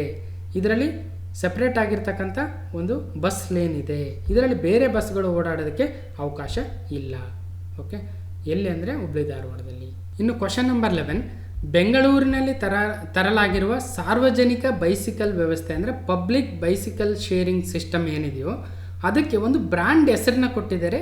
ಆ ಬ್ರ್ಯಾಂಡ್ ನೇಮ್ ಏನು ಅಂತ ಇಲ್ಲಿ ಅಂದರೆ ಬೆಂಗಳೂರಿನಲ್ಲಿ ಒಂದು ಪಬ್ಲಿಕ್ ಬೈಸಿಕಲ್ ಶೇರಿಂಗ್ ಸಿಸ್ಟಮ್ನ ತಂದಿದ್ದಾರೆ. ಅದರ ಬ್ರ್ಯಾಂಡ್ ನೇಮ್ ಏನಂತ ಕೇಳಿಬಿಡ್ಬೋದು. ಸೊ ಇದನ್ನು ಆಲ್ರೆಡಿ ಫಸ್ಟ್ ಮೈಸೂರಲ್ಲಿ ತರಲಾಗಿತ್ತು, ಈಗ ಬೆಂಗಳೂರಲ್ಲಿ ಕೂಡ ಅಳವಡಿಸ್ಕೊಳ್ತಾ ಇದ್ದಾರೆ. ಹಾಗಾದರೆ ಏನದು ಬ್ರ್ಯಾಂಡ್ ನೇಮು? ನಮ್ಮ ಸೈಕಲ್, ಸೈಕಲ್ ಮಿತ್ರ, ಸೈಕಲ್ ಸವಾರಿ, ಟ್ರಿನ್ ಅಂದರೆ ಸರಿಯಾದ ಉತ್ತರ ಟ್ರಿನ್ ಅಂತ. ನೋಡಿ, ನಾವು ಸೈಕಲಲ್ಲಿ ಬೆಲ್ ಬಾರಿಸಿದಾಗ ಯಾವ ಥರ ಸೌಂಡ್ ಬರುತ್ತೆ ಅದೇ ಹೆಸರನ್ನ ಇಟ್ಕೊಂಡಿದ್ದಾರೆ ಈ ಒಂದು ಪಬ್ಲಿಕ್ ಬೈಸಿಕಲ್ ಶೇರಿಂಗ್ ಸಿಸ್ಟಮ್ಗೆ. ಓಕೆ, ನೆನ್ಪಿಡ್ಬೋದಲ್ವಾ ಈಸಿಯಾಗಿ? ಓಕೆ, ಹಾಗಾದರೆ ಇದ್ರ ಬಗ್ಗೆ ಎಕನಾಮಿಕ್ ಸರ್ವೇದಲ್ಲಿ ಏನಿದೆ ನೋಡಿ. ಬೆಂಗಳೂರು ಸಾರ್ವಜನಿಕ ಬೈಸಿಕಲ್ ಬಳಕೆ ವ್ಯವಸ್ಥೆ ಅಂದರೆ public bicycle sharing system in Bengaluru. Okay, Bengaluru ಸಾರ್ವಜನಿಕ ಬೈಸಿಕಲ್ ಹಂಚಿಕೆ ವ್ಯವಸ್ಥೆಯು ಡಾಕ್ಲೆಸ್ ಮಾದರಿಯನ್ನು ಹೊಂದಿದ್ದು ಬಹು ಖಾಸಗಿ ನಿರ್ವಾಹಕರುಗಳ ನಗರದ ವಿವಿಧ ಭಾಗಗಳಲ್ಲಿ ಬೈಸಿಕಲ್ ಹಂಚಿಕೆ ವ್ಯವಸ್ಥೆ ಸೇವೆಯನ್ನು ಒದಗಿಸಿಕೊಡಲಿದ್ದಾರೆ. ಮೊಬೈಲ್ ಫೋನ್ ಬಳಸಿ ಸೈಕಲ್ಗಳನ್ನು ಕೀಲಿ ಇಲ್ಲದೆ ಬೀಗ ತೆಗೆಯಬಹುದಾಗಿರುತ್ತೆ. ನೋಡಿ, ಮೊಬೈಲ್ ಫೋನ್ ಬಳಸ್ಬೋದಂತೆ. ಓಕೆ, ಆಮೇಲೆ ಸೈಕಲ್ನ ಎಷ್ಟು ಬಳಸ್ತೀವಿ ಅದರ ಮೇಲೆ ನಮಗೆ ಬಿಲ್ ಅಥವಾ ಬಳಕೆ ದರವನ್ನು ಕೊಡ್ತಾರೆ. ಈ ಒಂದು ವ್ಯವಸ್ಥೆಗೆ ಟ್ರಿನ್ ಎಂಬ ಬ್ರ್ಯಾಂಡ್ ನೇಮನ್ನು ಕೊಡಲಾಗಿದೆ. ಅಂದರೆ ಬೆಂಗಳೂರಿನ ಬೇರೆ ಬೇರೆ ಏರಿಯಾಗಳಲ್ಲಿ ಹಲವಾರು ಒಂದು ಸ್ಟಾಪ್ಗಳನ್ನ ಮಾಡಿರ್ತಾರೆ. 400 ಬೈಸಿಕಲ್ ನಿಲುಗಡೆ ಸ್ಥಳಗಳನ್ನ ಮಾಡಿದ್ದಾರೆ ಮತ್ತು ಒಟ್ಟು 3000 ಸೈಕಲ್ಗಳ ಒಂದು ಲಭ್ಯತೆಯನ್ನು ಮಾಡಿದ್ದಾರೆ. ಜೊತೆಗೆ 6000 ಏರಿಸಬೇಕನ್ನೋ ಉದ್ದೇಶ ಇದೆ. ಇದರ ವ್ಯವಸ್ಥೆ ಟ್ರಿನ್ ಅಂತ ಹೆಸರು. ಇಲ್ಲೇನು ಮಾಡ್ತಾರೆ, ಉದ್ದೇಶ ಏನಂದರೆ ಪರಿಸರ ಮಾಲಿನ್ಯವನ್ನು ತಡಿಬೇಕು ಮತ್ತು ಟ್ರಾಫಿಕ್ ಏನಿದೆ ಬೆಂಗಳೂರಲ್ಲಿ ಅದನ್ನು ಕೂಡ ತಡಿಬೇಕಂತಕ್ಕಂಥದ್ದು. ಅಂದರೆ ಈಗ ಮೆಟ್ರೋ ವ್ಯವಸ್ಥೆ ಇರುತ್ತೆ, ಆ ಮೆಟ್ರೋವರೆಗೂ ಈ ಸೈಕಲ್ ತೊಗೊಂಡೋಗಿ ಮೆಟ್ರೋ ಸ್ಟೇಷನಲ್ಲಿ ಸೈಕಲ್ ನಿಲ್ಲಿಸಿ ಮೆಟ್ರೋ ಹತ್ಕೊಂಡು ಹೋಗ್ಬೋದು. ಅಥವಾ ಬಸ್ ಸ್ಟೇಷನ್ ಇರುತ್ತೆ, ಅಲ್ಲಿವರೆಗೂ ಸೈಕಲ್ ತೊಗೊಂಡೋಗಿ ಬಸ್ ಸ್ಟೇಷನಲ್ಲಿ ಸೈಕಲ್ ನಿಲ್ಲಿಸಿ ನಂತರ ಬಸ್ ವ್ಯವಸ್ಥೆಯನ್ನು ಬಳಸ್ಬೋದು. ಆಗ ಟ್ರಾಫಿಕ್ ಕಡಿಮೆ ಆಗುತ್ತೆ, ಮಾಲಿನ್ಯ ಕಡಿಮೆ ಆಗುತ್ತೆ ಅಂತಕ್ಕಂಥ ಉದ್ದೇಶವನ್ನು ಸರ್ಕಾರ ಹೊಂದಿದೆ. ಓಕೆ, ಇಲ್ಲಿ ನೋಡಿ, ಟ್ರಿನ್ ಎಮ್ಮೆ ಸವಾರಿ ಪೆಡಲ್ ವಿತ್ ರೈಡ್. ಓಕೆ, ನೆನ್ಪಿಡ್ಬೇಕು. ಈ ಇಮೇಜ್ ಕೊಟ್ಟಿರ್ತಕ್ಕಂಥದ್ದು ನೆನ್ಪಿಡ್ಲಿ ಅಂತ. ಓಕೆ, ಸೊ ಇನ್ನು 12ನೇ ಕ್ವಶನು, ಕೇಂದ್ರದಲ್ಲಿರುವ ಕೇಂದ್ರ ಕೃಷಿ ಬೆಲೆ ಆಯೋಗದಂತೆ ಯಾವುದೋ ಒಂದು ರಾಜ್ಯದಲ್ಲಿ ರಾಜ್ಯ ಕೃಷಿ ಬೆಲೆ ಆಯೋಗವನ್ನು ಸಹಿತನು ಸ್ಥಾಪನೆಯನ್ನು ಮಾಡಿದರೆ ಅಂತಹ ರಾಜ್ಯ ಕೃಷಿ ಬೆಲೆ ಆಯೋಗವನ್ನು ಸ್ಥಾಪನೆ ಮಾಡಿರ್ತಕ್ಕಂಥ ಮೊದಲ ರಾಜ್ಯ ನಮ್ಮ ಭಾರತದಲ್ಲಿ ಯಾವುದು ಅಂದರೆ ಮಹಾರಾಷ್ಟ್ರ, ಕರ್ನಾಟಕ, ಪಂಜಾಬ್, ಆಂಧ್ರ ಪ್ರದೇಶ. ಅಂದರೆ ಸರಿಯಾದ ಉತ್ತರ ಕರ್ನಾಟಕವೇ ರಾಜ್ಯ ಕೃಷಿ ಬೆಲೆ ಆಯೋಗವನ್ನು ಸ್ಥಾಪಿಸಿರ್ತಕ್ಕಂಥ ಮೊದಲ ರಾಜ್ಯ. ಕರ್ನಾಟಕ ಅಗ್ರಿಕಲ್ಚರಲ್ ಪ್ರೈಸ್ ಕಮಿಷನ್ ಅಂತ. ಓಕೆ, ಕೇಂದ್ರದಲ್ಲಿ ಕೇಂದ್ರ ಕೃಷಿ ಬೆಲೆ ಆಯೋಗ ಅಂತಿರುತ್ತೆ. ಓಕೆ, ಕರ್ನಾಟಕ ಕೃಷಿ ಬೆಲೆ ಆಯೋಗ ಅಂದರೆ ರಾಜ್ಯದ ರೈತರು ಬೆಳೆದ ಬೆಳೆಗಳಿಗೆ ಲಾಭದಾಯಕ ಬೆಲೆಗಳನ್ನು ದೊರಕಿಸುವ ಸಲುವಾಗಿ ಸೂಕ್ತ ಕಾರ್ಯನೀತಿಗಳನ್ನು ರೂಪಿಸುವಂತೆ ಶಿಫಾರಸುಗಳನ್ನು ಮಾಡಲು ಸರ್ಕಾರವು ಕರ್ನಾಟಕ ಕೃಷಿ ಬೆಲೆ ಆಯೋಗ ಅಂದರೆ ಕರ್ನಾಟಕ ಅಗ್ರಿಕಲ್ಚರಲ್ ಪ್ರೈಸ್ ಕಮಿಷನ್ KAPCಯನ್ನು ಸ್ಥಾಪನೆಯನ್ನು ಮಾಡಿದೆ ಕರ್ನಾಟಕ. ಮತ್ತು ಇಂತಹ ಒಂದು ಕೃಷಿ ಬೆಲೆ ಆಯೋಗವನ್ನು ಸ್ಥಾಪನೆ ಮಾಡಿರ್ತಕ್ಕಂಥ ರಾಜ್ಯಗಳಲ್ಲಿ ಕರ್ನಾಟಕವೇ ಮೊದಲು. ಓಕೆ, ಇದೇನು ಮಾಡುತ್ತೆ ಕೃಷಿ ಬೆಲೆ ಆಯೋಗವು? ಕಾಲಕ್ಕೆ ರೈತರು ಬೆಳೆದ ಬೆಳೆಗಳಿಗೆ ಬೆಂಬಲ ಬೆಲೆಯನ್ನು ಘೋಷಣೆ ಮಾಡಬೇಕಾದ್ರೆ ಸರ್ಕಾರಕ್ಕೆ ಸಲಹೆ ಸೂಚನೆಗಳನ್ನು ಕೊಡುತ್ತೆ. ತೊಗರಿಗೆ ಎಷ್ಟು ಕೊಡಬೇಕು, ಭತ್ತಕ್ಕೆ ಎಷ್ಟು ಕೊಡಬೇಕು, ಅಡಿಕೆಗೆ ಎಷ್ಟು, ತೆಂಗಿಗೆ ಎಷ್ಟು, ಹೀಗೆ ಬೇರೆ ಬೇರೆ ಬೆಳೆಗಳಿಗೆ ಬೆಂಬಲ ಬೆಲೆಗಳನ್ನು ನಿಗದಿ ಮಾಡ್ತಕ್ಕಂಥ ಒಂದು ಶಿಫಾರಸುಗಳನ್ನು ಈ ಕೃಷಿ ಬೆಲೆ ಆಯೋಗ ಮಾಡುತ್ತೆ. ಓಕೆ, ಇಲ್ಲಿ ನೋಡಿ ಕರ್ನಾಟಕ ಕೃಷಿ ಬೆಲೆ ಆಯೋಗ, ಇದರ ಅಧ್ಯಕ್ಷರಾಗಿ ಯಾರಿದ್ದಾರೆ ಅಂತ ಭಾಳ ಇಂಪಾರ್ಟೆಂಟ್ ಆಗುತ್ತೆ. ಶ್ರೀ ಹನುಮನಗೌಡ ಬೆಳಗುರ್ಕಿ ಅವರು ಈಗ ಪ್ರಸ್ತುತ ಕರ್ನಾಟಕ ಕೃಷಿ ಬೆಲೆ ಆಯೋಗದ ಅಧ್ಯಕ್ಷರಾಗಿದ್ದಾರೆ. ಅದೇ ರೀತಿಯಾಗಿ ಕೇಂದ್ರ ಸರ್ಕಾರದ ಕೃಷಿ ಬೆಲೆ ಆಯೋಗ ಏನಿದೆಯೋ ಅದರದ್ದು ವಿಜಯ್ ಪಾಲ್ ಶರ್ಮಾ ಅಂತಕ್ಕಂಥವರು ಅಧ್ಯಕ್ಷರಾಗಿದ್ದಾರೆ. ಇತ್ತೀಚಿನ ಒಂದು ಕರೆಂಟ್ ಈವೆಂಟ್ಸಲ್ಲಿ ನಾನು ಹೇಳಿದ್ದೆ. ಓಕೆ, 13ನೇ ಕ್ವಶನು, ಮಳೆ ಅವಲಂಬಿತ ರೈನ್ ಫೆಡ್ ಏರಿಯಾಸ್ ಅಂದರೆ ಮಳೆ ಅವಲಂಬಿತ ಜಲಾನಯನ ಪ್ರದೇಶಗಳ ಅಭಿವೃದ್ಧಿಗಾಗಿ ತಂದಿರುವ ಸುಜಲಾ 3 ಯೋಜನೆಗೆ ಯಾವ ಸಂಸ್ಥೆಯು ಆರ್ಥಿಕ ಸಹಕಾರವನ್ನು ನೀಡ್ತಾ ಇದೆ? ಅಂದರೆ ಇಲ್ಲಿ ಮಳೆ ಅವಲಂಬಿತ ಜಿಲ್ಲೆಗಳಿದ್ದಾವೆ, ಆ ಜಿಲ್ಲೆಗಳಲ್ಲಿ ಒಂದು ಜಲಾನಯನ ಪ್ರದೇಶಗಳ ಅಭಿವೃದ್ಧಿಯನ್ನು ಮಾಡಬೇಕು, ವಾಟರ್ ಶೆಡ್ ಡೆವಲಪ್ಮೆಂಟ್ ಪ್ರೋಗ್ರಾಮ್ನ ಮಾಡಬೇಕು ಅನ್ನೋದಕ್ಕೆ ಸುಜಲಾ 3 ಯೋಜನೆಯನ್ನು ತಂದಿದ್ದಾರೆ. ಅದಕ್ಕೆ ಯಾವ ಒಂದು ಬ್ಯಾಂಕು ಅಥವಾ ಸಂಸ್ಥೆ ಆರ್ಥಿಕ ಸಹಕಾರವನ್ನು ನೀಡ್ತಾ ಇದೆ ಅಂದರೆ ಏಷ್ಯನ್ ಡೆವಲಪ್ಮೆಂಟ್ ಬ್ಯಾಂಕ್ ADB, ವಿಶ್ವ bank WB, new development bank NDB ಮತ್ತು ನಬಾರ್ಡ್. ಅಂದರೆ ಸರಿಯಾದ ಉತ್ತರ ವಿಶ್ವ ಬ್ಯಾಂಕು ಸುಜಲಾ 3ಗೆ ಆರ್ಥಿಕ ಸಹಕಾರವನ್ನು ನೀಡ್ತಾ ಇದೆ. ನೋಡಿ, ಕರ್ನಾಟಕ ಜಲಾನಯನ ಅಭಿವೃದ್ಧಿ ಯೋಜನೆ 3, ಸುಜಲಾ 3 ಅಂದರೆ ಯೋಜನೆ 2 ಸುಜಲಾ 3 ಅಂತ. ಓಕೆ, ಇದಕ್ಕೆ ಒಟ್ಟು 12 ಜಿಲ್ಲೆಗಳ 44 ತಾಲೂಕುಗಳಲ್ಲಿ ಅಂದರೆ ಯಾವ್ಯಾವ ಜಿಲ್ಲೆಗಳು ನೋಡಿ, ದಾವಣಗೆರೆ, ತುಮಕೂರು, ಚಿಕ್ಕಮಗಳೂರು, ರಾಯಚೂರು, ಕೊಪ್ಪಳ, ಕಲಬುರಗಿ, ಯಾದಗಿರಿ, ಗದಗ, ಬೀದರ್, ವಿಜಯಪುರ, ಚಾಮರಾಜನಗರ ಮತ್ತು ಬಳ್ಳಾರಿ. ಹೀಗೆ ಒಟ್ಟು 12 ಜಿಲ್ಲೆಗಳ 44 ತಾಲೂಕುಗಳ ಆಯ್ದ 2531 ಕಿರು ಜಲಾನಯನಗಳಲ್ಲಿ ಅನುಷ್ಠಾನವನ್ನು ಮಾಡ್ತಾ ಇದೆ. ಇದಕ್ಕೆ ವಿಶ್ವ ಬ್ಯಾಂಕ್ ಅವರು 70% ಹಣವನ್ನು ಕೊಟ್ಟರೆ ರಾಜ್ಯ ಸರ್ಕಾರ 30% ಕೊಡ್ತಾ ಇದೆ. ಓಕೆ, ನೆನ್ಪಿಡ್ಬೇಕು. ಇಲ್ಲಿ ನೋಡಿ, ಇದನ್ನು ಬಜೆಟಲ್ಲೂ ಘೋಷಣೆಯನ್ನು ಮಾಡಿದರು. ಓಕೆ, ಇದರ ಉದ್ದೇಶ ಏನಾಗಿತ್ತು? 14 ಲಕ್ಷ ಹೆಕ್ಟೇರ್ಗೂ ಹೆಚ್ಚಿನ ಪ್ರದೇಶಗಳಲ್ಲಿ ಬೆಳೆ ಆಯ್ಕೆ, ಪೌಷ್ಟಿಕಾಂಶ ಮತ್ತು ಜಲ ನಿರ್ವಹಣೆ, ಸಂರಕ್ಷಣಾ ಪದ್ಧತಿಗಳಿಗೆ ನಿರ್ದಿಷ್ಟ ಶಿಫಾರಸುಗಳನ್ನು ನೀಡುವ ವೈಜ್ಞಾನಿಕ ಸಂಸ್ಥೆಗಳ ಮೂಲಕ ಈ ಒಂದು ಯೋಜನೆಯನ್ನು ತರಬೇಕು ಅಂತಕ್ಕಂಥದ್ದು. ಅಂದರೆ ಸುಜಲಾ 3ಯಲ್ಲಿ ಹಲವಾರು ಯೋಜನೆಗಳಿದ್ದಾವೆ. ಇಲ್ಲಿ ನೋಡಿ, ಸುಜಲಾ 3 ವರ್ಲ್ಡ್ ಬ್ಯಾಂಕ್ ಪ್ರಾಯೋಜಿತವಾಗಿರ್ತಕ್ಕಂಥದ್ದು. ಏನೇನಿದೆ ಇದರಲ್ಲಿ ಕಾಂಪೋನೆಂಟ್ಸ್ ಅಂದರೆ improved programme integration in rain fed areas, research and development innovation, horticulture, ಬೇರೆ ಬೇರೆ ಕಾರ್ಯಕ್ರಮಗಳನ್ನು ಹಮ್ಮಿಕೊಳ್ತಾ ಇದ್ದಾರೆ. ಸುಜಲಾ 2ಅಲ್ಲಿ ನಬಾರ್ಡ್ ಅವರು ಹೆಲ್ಪ್ ಮಾಡಿದ್ರು, ಸುಜಲಾ 1ನಲ್ಲಿ ವರ್ಲ್ಡ್ ಬ್ಯಾಂಕ್ ಅವರು, ಮತ್ತು ಅಗೇನ್ ಸುಜಲಾ 3ಯಲ್ಲಿ ವರ್ಲ್ಡ್ ಬ್ಯಾಂಕ್ ಅವರು ಒಂದು ಆರ್ಥಿಕ ಸಹಕಾರವನ್ನು ನೀಡ್ತಾ ಇದ್ದಾರೆ. Question number 14, Asia's first rice technology park established in which of the following taluk? ಅಂದರೆ ಏಷ್ಯಾದ ಮೊದಲ ರೈಸ್ ಟೆಕ್ನಾಲಜಿ ಪಾರ್ಕು ಕರ್ನಾಟಕದ ಯಾವ ತಾಲೂಕಿನಲ್ಲಿದೆ? ಗಂಗಾವತಿ, ಕಾರಟಗಿ, ಕಂಪ್ಲಿ, ಕುರುಗೋಡು. ಅಂದರೆ ಸರಿಯಾದ ಉತ್ತರ ಕಾರಟಗಿ ತಾಲೂಕಿನಲ್ಲಿದೆ ಏಷ್ಯಾದ ಮೊದಲ ರೈಸ್ ಟೆಕ್ನಾಲಜಿ ಪಾರ್ಕ್. ಇದು ಕೊಪ್ಪಳ ಜಿಲ್ಲೆಯ ಕಾರಟಗಿ ತಾಲೂಕಾಗುತ್ತೆ. ಮೊದಲು ಗಂಗಾವತಿ ತಾಲೂಕಿನಲ್ಲಿಯೇ ಇತ್ತು ಕಾರಟಗಿ, ಇನ್ನೂ ತಾಲೂಕು ಆಗಿರಲಿಲ್ಲ. ಸೊ ನಿಮಗೆಲ್ಲ ಗೊತ್ತಿದೆ, ರೀಸೆಂಟಾಗಿ 49 ತಾಲೂಕುಗಳನ್ನ ಅನೌನ್ಸ್ ಮಾಡಿತ್ತು ಸರ್ಕಾರ, ಅದರಲ್ಲಿ ಕಾರಟಗಿ ಕೂಡ ಒಂದು. ಹಾಗಾಗಿ ಈಗ ಗಂಗಾವತಿಯಲ್ಲಿ ರೈಸ್ ಟೆಕ್ನಾಲಜಿ ಪಾರ್ಕ್ ಇದೆ ಅನ್ನೋದು ರಾಂಗ್ ಆಗುತ್ತೆ, ಈಗ ಕಾರಟಗಿಯಲ್ಲಿದೆ ಅನ್ನೋದು ರೈಟ್ ಆಗುತ್ತೆ.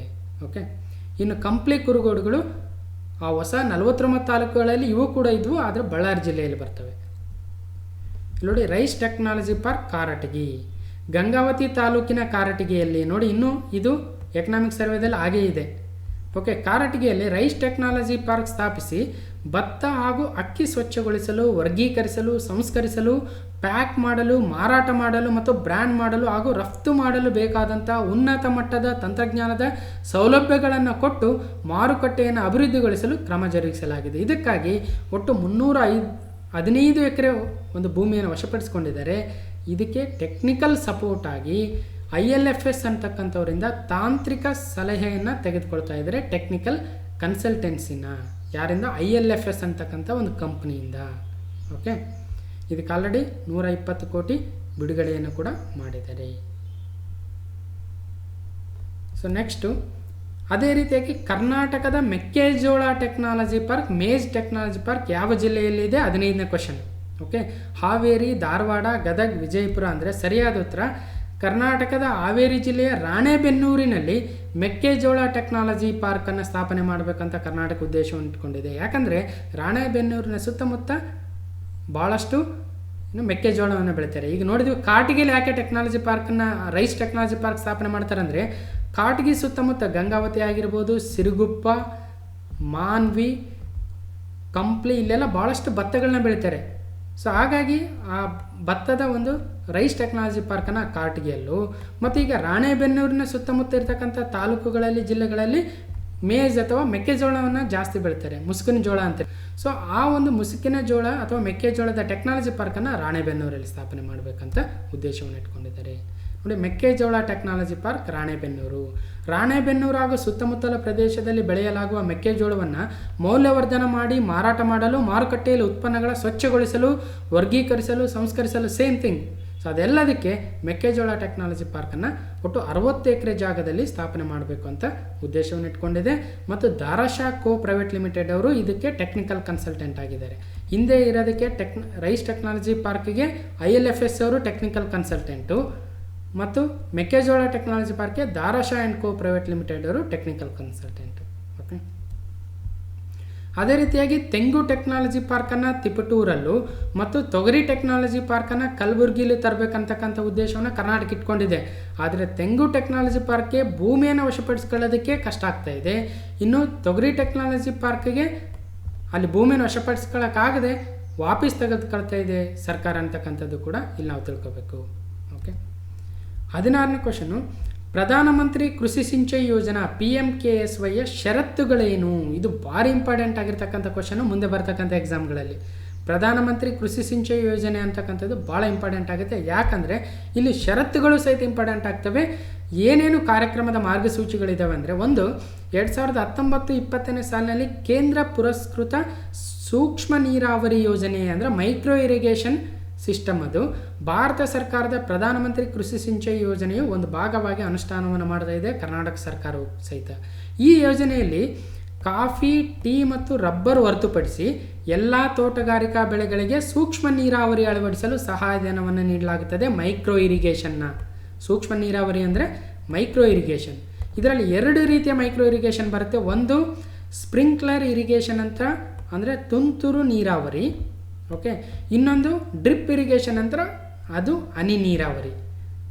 ಸೊ ನೀವೆಲ್ಲ ನೋಡಿರ್ತೀರಿ, ಸ್ಪ್ರಿಂಕ್ಲರ್ ಅಂದರೆ ನೀರು ಬೇರೆ ಬೇರೆ ಕಡೆ ಈ ಥರ ಚಿಮ್ತಾ ಇರುತ್ತೆ ಒಂದೇ ಒಂದು ಇದರಿಂದ, ಸ್ಪ್ರಿಂಕ್ಲರಿಂದ.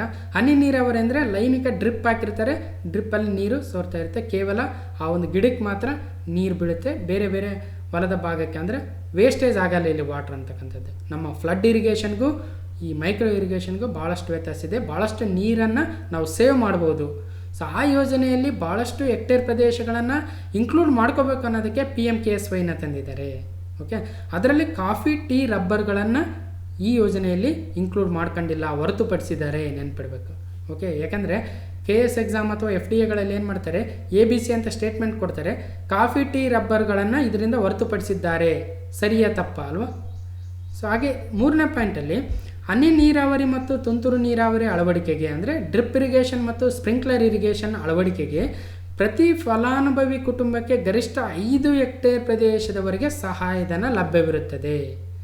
ಓಕೆ, ಒಂದು ವೇಳೆ ತರಕಾರಿ ಅಥವಾ ವಾಣಿಜ್ಯ ಹೂ ಬೆಳೆಗಳಿಗೆ ಗರಿಷ್ಠ 2 ಹೆಕ್ಟೇರಿಗೆ ಮಾತ್ರ ಸಹಾಯಧನ ನೀಡಲಾಗುತ್ತೆ. ತರಕಾರಿ ಬೆಳೆದರೆ ಕೇವಲ 2 ಹೆಕ್ಟೇರ್ಗೆ ಹನಿ ನೀರಾವರಿ ಅಥವಾ ತುಂತುರು ನೀರಾವರಿಯ ಒಂದು ಫೆಸಿಲಿಟಿನ ಮಾಡಿಕೊಂಡ್ರೆ, ತರಕಾರಿ ಬೆಳೆದವ್ರೆ 2 ಹೆಕ್ಟೇರ್ಗೆ, ಇನ್ನು ಬೇರೆ ಬೆಳೆಗಳಿಗೆ 5 ಹೆಕ್ಟೇರ್ವರೆಗೂ ಈ ಒಂದು ಫೆಸಿಲಿಟಿನ ತಗೋಬೋದು.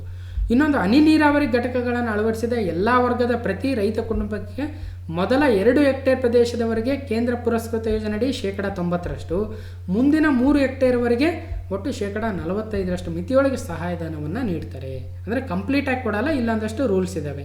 ಈ ಎಲ್ಲ ಅಂಶಗಳು ಭಾಳ ಇಂಪಾರ್ಟೆಂಟ್ ಆಗ್ತವೆ KS ಎಕ್ಸಾಮ್ಗೆ. ಓಕೆ, ಇನ್ನು ಇಲ್ಲೊಂದು ಕರೆಂಟ್ ಇವೆಂಟ್ಸ್ ಕ್ವಶನ್ ಆಗುತ್ತೆ. 2019-20 ಫೈನಾನ್ಷಿಯಲ್ ಇಯರಲ್ಲಿ PMKSY ಅಂಡರಲ್ಲಿ ಅತಿ ಹೆಚ್ಚು ಕವರೇಜನ್ನು, ಅತಿ ಹೆಚ್ಚು ಹೆಕ್ಟೇರ್ ಪ್ರದೇಶಕ್ಕೆ ಈ ಒಂದು PMKSY ಅಡಿಯಲ್ಲಿ ತಂದಿರತಕ್ಕಂಥ ರಾಜ್ಯ ಯಾವುದು ಅಂದರೆ ಅದು ತಮಿಳುನಾಡಾಗುತ್ತೆ ಮೊದಲನೇ ಸ್ಥಾನದಲ್ಲಿ. ಎರಡನೇ ಸ್ಥಾನದಲ್ಲಿ ಕರ್ನಾಟಕ, ಮೂರನೇ ಸ್ಥಾನದಲ್ಲಿ ಗುಜರಾತ್ ಇದೆ. 2019-20 ಪ್ರಕಾರ ಅತಿ ಹೆಚ್ಚು ಭೂಮಿಯನ್ನು PMKSY ಅಂಡರಲ್ಲಿ ತಂದಿರತಕ್ಕಂಥ ರಾಜ್ಯಗಳಲ್ಲಿ. ಇನ್ನು 2015ರಲ್ಲಿ ಈ ಯೋಜನೆ ಬಂತು. ಅಲ್ಲಿಂದ 2020ರವರೆಗೂ ಅಂದರೆ ಸುಮಾರು 5 ವರ್ಷಗಳ ಕಾಲ ಈ ಯೋಜನೆಯಲ್ಲಿ ಅತಿ ಹೆಚ್ಚು ಭೂಮಿಯನ್ನು ತಂದಿರತಕ್ಕಂಥ ರಾಜ್ಯಗಳಲ್ಲಿ ಕರ್ನಾಟಕವೇ ಮೊದಲಿದೆ. ಎರಡನೇ ಸ್ಥಾನದಲ್ಲಿ ಆಂಧ್ರ ಪ್ರದೇಶ, ಮೂರನೇ ಸ್ಥಾನದಲ್ಲಿ ಗುಜರಾತ್ ಇದೆ, ನೆನ್ಪಿಡ್ಬೇಕು. Okay, question number 17. ದೇಶದಲ್ಲಿ ಕಳೆದೆರಡು ವರ್ಷಗಳಲ್ಲಿ ಅತಿ ಹೆಚ್ಚು ಅರಣ್ಯ ಪ್ರದೇಶವನ್ನು, ಲಾಸ್ಟ್ 2 ಇಯರ್ಸ್ ಅಲ್ಲಿ ಅತಿ ಹೆಚ್ಚು ಅರಣ್ಯ ಪ್ರದೇಶವನ್ನು ಹೆಚ್ಚಿಸಿದ ರಾಜ್ಯ ಅಂದರೆ ಮೊದಲು ಒಂದಷ್ಟು ಅರಣ್ಯ ಪ್ರದೇಶ ಇತ್ತು ಆ ರಾಜ್ಯದಲ್ಲಿ, ಸಪೋಸ್ ಇಷ್ಟು ಅನ್ಕೊಳ್ಳೋಣ. ಈಗ ಒಂದು ಸ್ವಲ್ಪ ಜಾಸ್ತಿ ಮಾಡಿದೆ ಆ ರಾಜ್ಯ, ಇಷ್ಟೀಗ ಅರಣ್ಯ ಪ್ರದೇಶ ಇದೆ. ಸೊ ಹಾಗಾದರೆ ಯಾವ ರಾಜ್ಯ ಅದು? ಮಧ್ಯಪ್ರದೇಶ, ಆಂಧ್ರ ಪ್ರದೇಶ, ಕೇರಳ, ಕರ್ನಾಟಕ. ಅಂದರೆ ಕರ್ನಾಟಕವು ಕಳೆದೆರಡು ವರ್ಷಗಳ ಅತಿ ಹೆಚ್ಚು ಅರಣ್ಯ ಪ್ರದೇಶವನ್ನು ಹೆಚ್ಚಿಸಿರ್ತಕ್ಕಂಥ ರಾಜ್ಯ. ನೋಡಿ, 2017ರ ಅಂದಾಜಿನ ಪ್ರಕಾರ ಈ ಒಂದು ಬದಲಾವಣೆಗೆ ಕಾರಣಗಳೇನು, ಹೆಚ್ಚೋದಕ್ಕೆ ಏನು ಕಾರಣ ಆಗಿದೆ?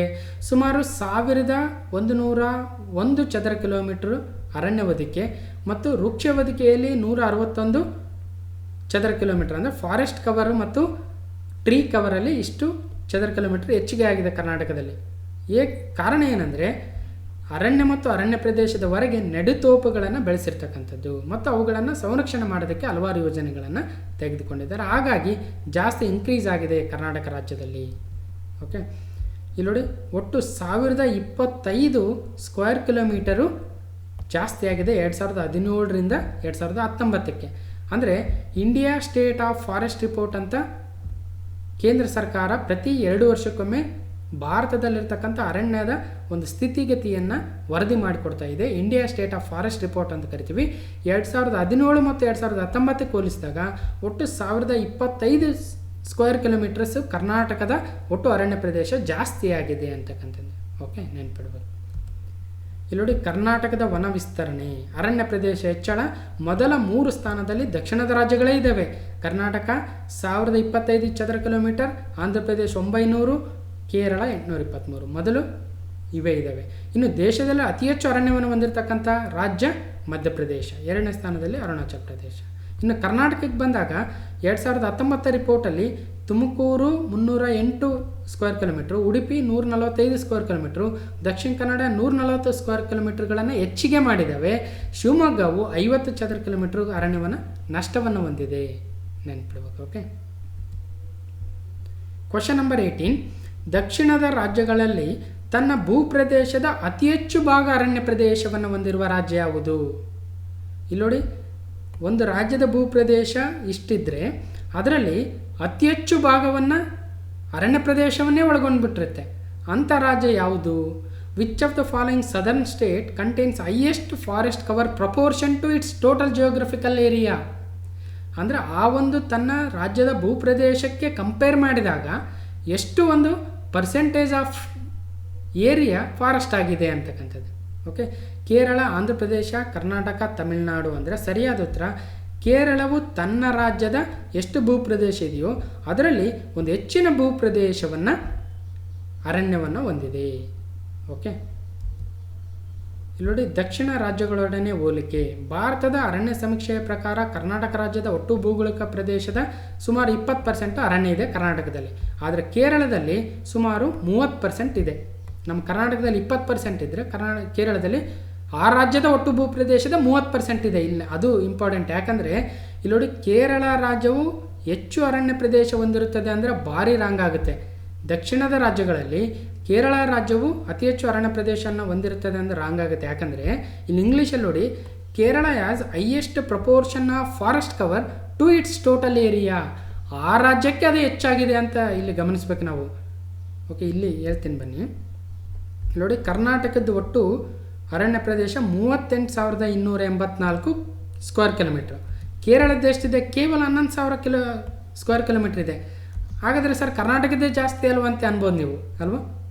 ಆದರೆ ಕರ್ನಾಟಕದ ಒಟ್ಟು ಭೂಪ್ರದೇಶ 1,91,791 ಸ್ಕ್ವೇರ್ ಕಿಲೋಮೀಟ್ರ್ ಇದೆ. ಅದಕ್ಕೆ ಹೋಲಿಸ್ಕೊಂಡಾಗ ಕೇವಲ 38,000 ಕಿಲೋಮೀಟ್ರ್ ದೊಡ್ಡದಲ್ಲ. ಯಾಕಂದರೆ ಬರೀ 20% ಆಯಿತು. ಆದರೆ ಕೇರಳದಲ್ಲೇನು ಇರೋದೇ 38,000 ಸ್ಕ್ವೇರ್ ಕಿಲೋಮೀಟ್ರ್, ಅದರಲ್ಲಿ 11,000 ಸ್ಕ್ವೇರ್ ಕಿಲೋಮೀಟ್ರ್ ಫಾರೆಸ್ಟ್ ಇದೆ. ಹಾಗಾಗಿ 29 ಅಥವಾ 30% ಫಾರೆಸ್ಟೇ ಇದೆ.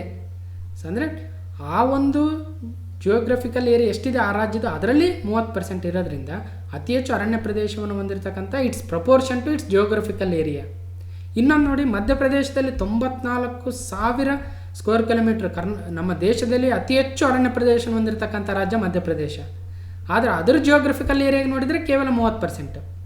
ಓಕೆ, ಅದೇ ನೋಡಿ ಸಿಕ್ಕಿಮ್ಗಿಂತಲೂ ಇದು ಅಂಡಮಾನ್ ನಿಕೋಬಾರ್ ಐಲ್ಯಾಂಡ್ಸ್ ನೋಡಿ 86% ಅರಣ್ಯನೇ ಇದೆ. 8,249 ಸ್ಕ್ವೇರ್ ಕಿಲೋಮೀಟ್ರ್ ಏರಿಯಾದಲ್ಲಿ 7,171 ಕಿಲೋಮೀಟ್ರ್ ಬರೀ ಅರಣ್ಯದಲ್ಲಿ ಇದೆ. ಸೊ ಅಂದರೆ ಅಷ್ಟು percentage of it's geographical area ಅರಣ್ಯವನ್ನು ಹೊಂದಿದೆ. ಇನ್ನು ಕಡಿಮೆ ಯಾವುದ್ಯಾವುದಿದೆ ನೋಡಿ, ಗೋವಾ ಮತ್ತು ಹರಿಯಾಣ ನೋಡಿ. ಗೋವಾದಲ್ಲಿ ಇರೋದು 3,700 ಸ್ಕ್ವೇರ್ ಕಿಲೋಮೀಟ್ರು, ಅದರಲ್ಲಿ 1,200 ಅಂದರೆ 33% ಇದೆ. ಇನ್ನು ಹರಿಯಾಣದಲ್ಲಿ ಕೇವಲ 3.53% ಅರಣ್ಯ ಮಾತ್ರ ಇದೆ. ಓಕೆ, ಅತಿ ಕಡಿಮೆ. ಇನ್ನು 19ನೇ ಕ್ವಶನ್ನು, ದೇಶದಲ್ಲಿ ಅತಿ ಹೆಚ್ಚು ಆನೆಗಳನ್ನು ಹೊಂದಿರುವ ರಾಜ್ಯಗಳ ಪೈಕಿ ಕರ್ನಾಟಕ ಎಷ್ಟನೇ ಸ್ಥಾನದಲ್ಲಿದೆ? ಅಂದರೆ ಈಗ ಎಲಿಫೆಂಟ್ ಸರ್ವೆ ಮಾಡಿದಾಗ ಯಾವ್ಯಾವ ರಾಜ್ಯಗಳಲ್ಲಿ ಎಷ್ಟೆಷ್ಟು ಆನೆಗಳಿದ್ದಾವೆ ಅಂತ ಎಲಿಫೆಂಟ್ ಸರ್ವೆ ಮಾಡ್ತಾರೆ. ಆ ಸರ್ವೆದಲ್ಲಿ ಕರ್ನಾಟಕವು ಎಷ್ಟನೇ ಸ್ಥಾನದಲ್ಲಿದೆ ದೇಶದ ಆನೆಗಳ ಒಂದು ರಾಜ್ಯಗಳಲ್ಲಿ?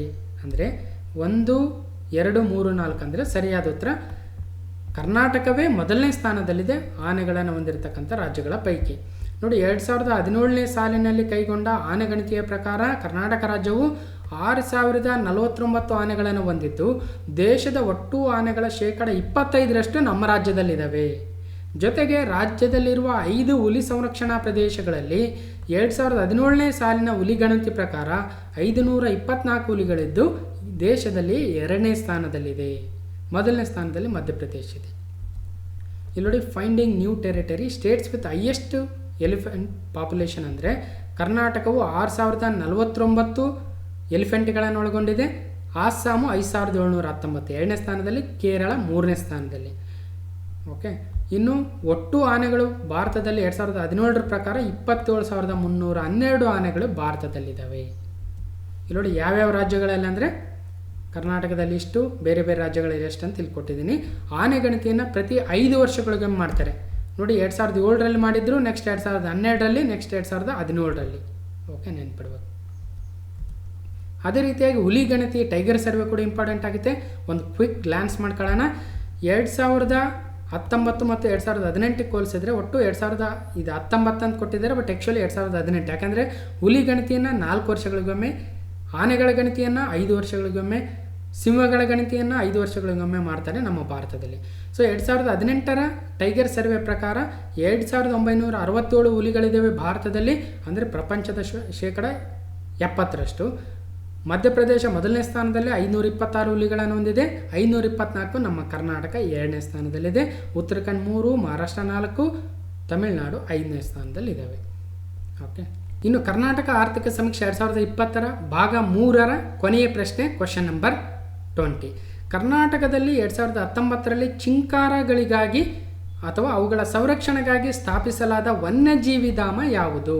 Which of the following wild life sanctuary created in Karnataka state to protect the chinkaras? Chinkara ಅಂತಕ್ಕಂಥ ಪ್ರಾಣಿಗಳ ಸಂರಕ್ಷಣೆಗಾಗಿ ಕರ್ನಾಟಕದಲ್ಲಿ 2019ರಲ್ಲಿ ಒಂದು ವನ್ಯಜೀವಿ ಧಾಮವನ್ನು, ವೈಲ್ಡ್ ಲೈಫ್ ಸ್ಯಾಂಚುರಿಯನ್ನು ತಂದಿದ್ದಾರೆ. ಯಾವುದಾಗ್ಬೋದು ನೋಡಿ? ಮುಂದೆ ಬರ್ತಕ್ಕಂಥ ಎಕ್ಸಾಮಲ್ಲಿ ರೀಸೆಂಟ್ ಇಯರ್ಸ್ದು ಭಾಳ ಇಂಪಾರ್ಟೆಂಟ್ ಆಗುತ್ತೆ. ಕರ್ನಾಟಕದಲ್ಲಿ ಒಟ್ಟು 33 ಇರ್ಬೋದು. ಅದರಲ್ಲಿ ಯಾವುದು 2019ರಲ್ಲಿ ತಂದರು, ಅದರಲ್ಲಿ ಚಿಂಕಾರಗಳಿಗೋಸ್ಕರ ಯಾವ್ದು ತಂದರು ಅಂತಕ್ಕಂಥದ್ದು ಇಂಪಾರ್ಟೆಂಟ್ ಆಗುತ್ತೆ. Kammasandra wild life sanctuary, Kappatagudda wild life sanctuary, Thimlapura wild life sanctuary, Bukkapatna wild life sanctuary. ಅಂದರೆ ಸರಿಯಾದ ಉತ್ತರ ಬುಕ್ಕಪಟ್ನ ವನ್ಯಜೀವಿ ಧಾಮವನ್ನು ಚಿಂಕಾರಗಳ ಸಂರಕ್ಷಣೆಗಾಗಿ ತಂದಿರತಕ್ಕಂಥದ್ದು. ಓಕೆ, ಇಲ್ಲಿ ನೋಡಿ, ಇದೇ ಚಿಂಕಾರ, ಒಂಥರ ಜಿಂಕೆ ಥರ ಇರುತ್ತೆ, ಆ್ಯಂಟೆಲೋಪ್ ಥರ ಇರುತ್ತೆ. ಓಕೆ, ಇದನ್ನು ಇಂಡಿಯನ್ ಗ್ಯಾಜೆಲ್ಲೆ ಅಂತ ಕರೀತಾರೆ. ನೋಡಿ, ಕೊಂಬುಗಳು ಯಾವ ಥರ ಇದೆ, ಡೀರ್ಸೇ ಬೇರೆ, ಗ್ಯಾಜೆಲ್ಲೆಸ್ ಬೇರೆ. ಓಕೆ, ಕರ್ನಾಟಕ ರಾಜ್ಯದಲ್ಲಿನ ರಾಷ್ಟ್ರೀಯ ಉದ್ಯಾನವನ ಮತ್ತು ವನ್ಯಜೀವಿ ಧಾಮಗಳಿಗೆ ಹೊಂದಿಕೊಂಡಿರುವ ಕಾಯ್ದಿಟ್ಟ ಅರಣ್ಯ ಪ್ರದೇಶಗಳನ್ನು ಮುಖ್ಯ ಮೊಗೆಸಾಲೆಗೆ ಜೋಡಿಸಿ ಅದರ ವ್ಯಾಪ್ತಿಯನ್ನು ಹೆಚ್ಚಿಸುವ ಸಂಬಂಧ 9/1/2019ರಂದು ಸನ್ಮಾನ್ಯ ಮುಖ್ಯಮಂತ್ರಿಗಳ ಅಧ್ಯಕ್ಷತೆಯಲ್ಲಿ 11ನೇ ರಾಜ್ಯ ವನ್ಯಜೀವಿ ಮಂಡಳಿ ಸಭೆ, ಅಂದರೆ ಸ್ಟೇಟ್ ವೈಲ್ಡ್ ಲೈಫ್ ಬೋರ್ಡಲ್ಲಿ ಒಂದು ಮೀಟಿಂಗ್ನ ಮಾಡ್ತಾರೆ. State wild life board chief ಯಾರು ಇರ್ತಾರೆ ಅಂದರೆ ಮುಖ್ಯಮಂತ್ರಿಗಳೇ ಇರ್ತಾರೆ. ಅವರ ಅಧ್ಯಕ್ಷತೆಯಲ್ಲಿ 2019ರಲ್ಲಿ 11ನೇ ಒಂದು ಸಭೆಯನ್ನು ಮಾಡ್ತಾರೆ. ಆ ಸಭೆಯಲ್ಲಿ ಕರ್ನಾಟಕದಲ್ಲಿರುವ ವಿವಿಧ ನ್ಯಾಷನಲ್ ಪಾರ್ಕ್ಸ್ ಮತ್ತು ವೈಲ್ಡ್ ಲೈಫ್ ಸ್ಯಾಂಕ್ಚುರಿಗಳ ಒಂದು ವಿಸ್ತೀರ್ಣವನ್ನು ಜಾಸ್ತಿ ಮಾಡಬೇಕು, ಅವುಗಳ ಪಕ್ಕದಲ್ಲಿರ್ತಕ್ಕಂಥ ರಿಸರ್ವ್ ಫಾರೆಸ್ಟ್ಗಳನ್ನ ವೈಲ್ಡ್ ಲೈಫ್ ಸ್ಯಾಂಕ್ಚುರಿಗಳನ್ನಾಗಿ ನ್ಯಾಷನಲ್ ಪಾರ್ಕ್ಗಳಿಗೆ ಸೇರಿಸಬೇಕು ಅಂತಕ್ಕಂಥ ಉದ್ದೇಶಕ್ಕಾಗಿ ಹಾಗೂ ಕೆಲವೊಂದು ಹೊಸದಾಗಿರ್ತಕ್ಕಂಥ ವನ್ಯಜೀವಿ ಧಾಮಗಳನ್ನು ಅಥವಾ ಟೈಗರ್ ರಿಸರ್ವ್ಗಳನ್ನು ಅಥವಾ ಕನ್ಸರ್ವೇಷನ್ ರಿಸರ್ವ್ಗಳನ್ನು ಮಾಡಬೇಕು ಅನ್ನೋ ಉದ್ದೇಶಕ್ಕೆ ಈ ಮೀಟಿಂಗನ್ನು ಮಾಡಿದರು. ಅದರಲ್ಲಿ ಏನು ಮಾಡಿದರು, ಇದರೊಂದಿಗೆ ಕೆಲವೊಂದು ಕಾಯ್ದಿಟ್ಟ ಅರಣ್ಯಗಳನ್ನು ಅಂದರೆ ರಿಸರ್ವ್ ಫಾರೆಸ್ಟ್ಗಳನ್ನು ಗುರುತಿಸಿ ಅವುಗಳನ್ನು ವನ್ಯಜೀವಿ ಧಾಮಗಳೆಂದು ಘೋಷಿಸಲಾಗುತ್ತದೆ. ಅದರಲ್ಲಿ ಘೋಷಿಸಿದ್ದಾರೆ ಯಾವ್ಯಾವಂದರೆ ಕಪ್ಪತ್ತಗುಡ್ಡ ವನ್ಯಜೀವಿ ಧಾಮವನ್ನು 244 ಸ್ಕ್ವೇರ್ ಕಿಲೋಮೀಟ್ರು ಗದಗ ಜಿಲ್ಲೆಯಲ್ಲಿ ಬರುತ್ತೆ. ಬುಕ್ಕಾಪಟ್ನ ಚಿಂಕರ ವನ್ಯಜೀವಿ ಧಾಮವನ್ನು, ಕಾಮಸಂದ್ರ ವನ್ಯಜೀವಿ ಧಾಮವನ್ನು, ಮಲೈ ಮಹದೇಶ್ವರ ವನ್ಯಜೀವಿ ಧಾಮವನ್ನು ಹುಲಿ ಸಂರಕ್ಷಿತ ಪ್ರದೇಶವನ್ನಾಗಿ ಮಾಡಲು ಅನುಮೋದನೆಯನ್ನು ನೀಡಲಾಗಿದೆ. ಓಕೆ, ಇನ್ನು ಕೆಲವೊಂದು ವನ್ಯಜೀವಿ ಧಾಮಗಳಿಗೆ ಪ್ರದೇಶಗಳನ್ನು ಸೇರಿಸುವುದು ಅಂದರೆ ಅಡಿಷ್ನಲ್ ಒಂದು ಫಾರೆಸ್ಟ್ನ ಅದಕ್ಕೆ ಜಾಯಿನ್ ಮಾಡ್ತಕ್ಕಂಥದ್ದು ಯಾವ್ಯಾವುದಕ್ಕಂದರೆ ಕಾವೇರಿ ವನ್ಯಜೀವಿ ಧಾಮ, ಶರಾವತಿ ವನ್ಯಜೀವಿ ಧಾಮ, ಗುಡೆಕೋಟೆ, ಕರಡಿ ಧಾಮಗಳ ವ್ಯಾಪ್ತಿಯನ್ನು ಒಂದಷ್ಟು ಪ್ರದೇಶಗಳವರೆಗೂ ವಿಸ್ತರಣೆಯನ್ನು ಮಾಡಿದ್ದಾರೆ. ಎಷ್ಟೆಷ್ಟು ನಂಬರ್ ಅನ್ನೋದು ಭಾಳ ಇಂಪಾರ್ಟೆಂಟ್ ಆಗಲ್ಲ, ಯಾವ್ಯಾವ ಅನ್ನೋದು ಇಂಪಾರ್ಟೆಂಟ್ ಆಗುತ್ತೆ.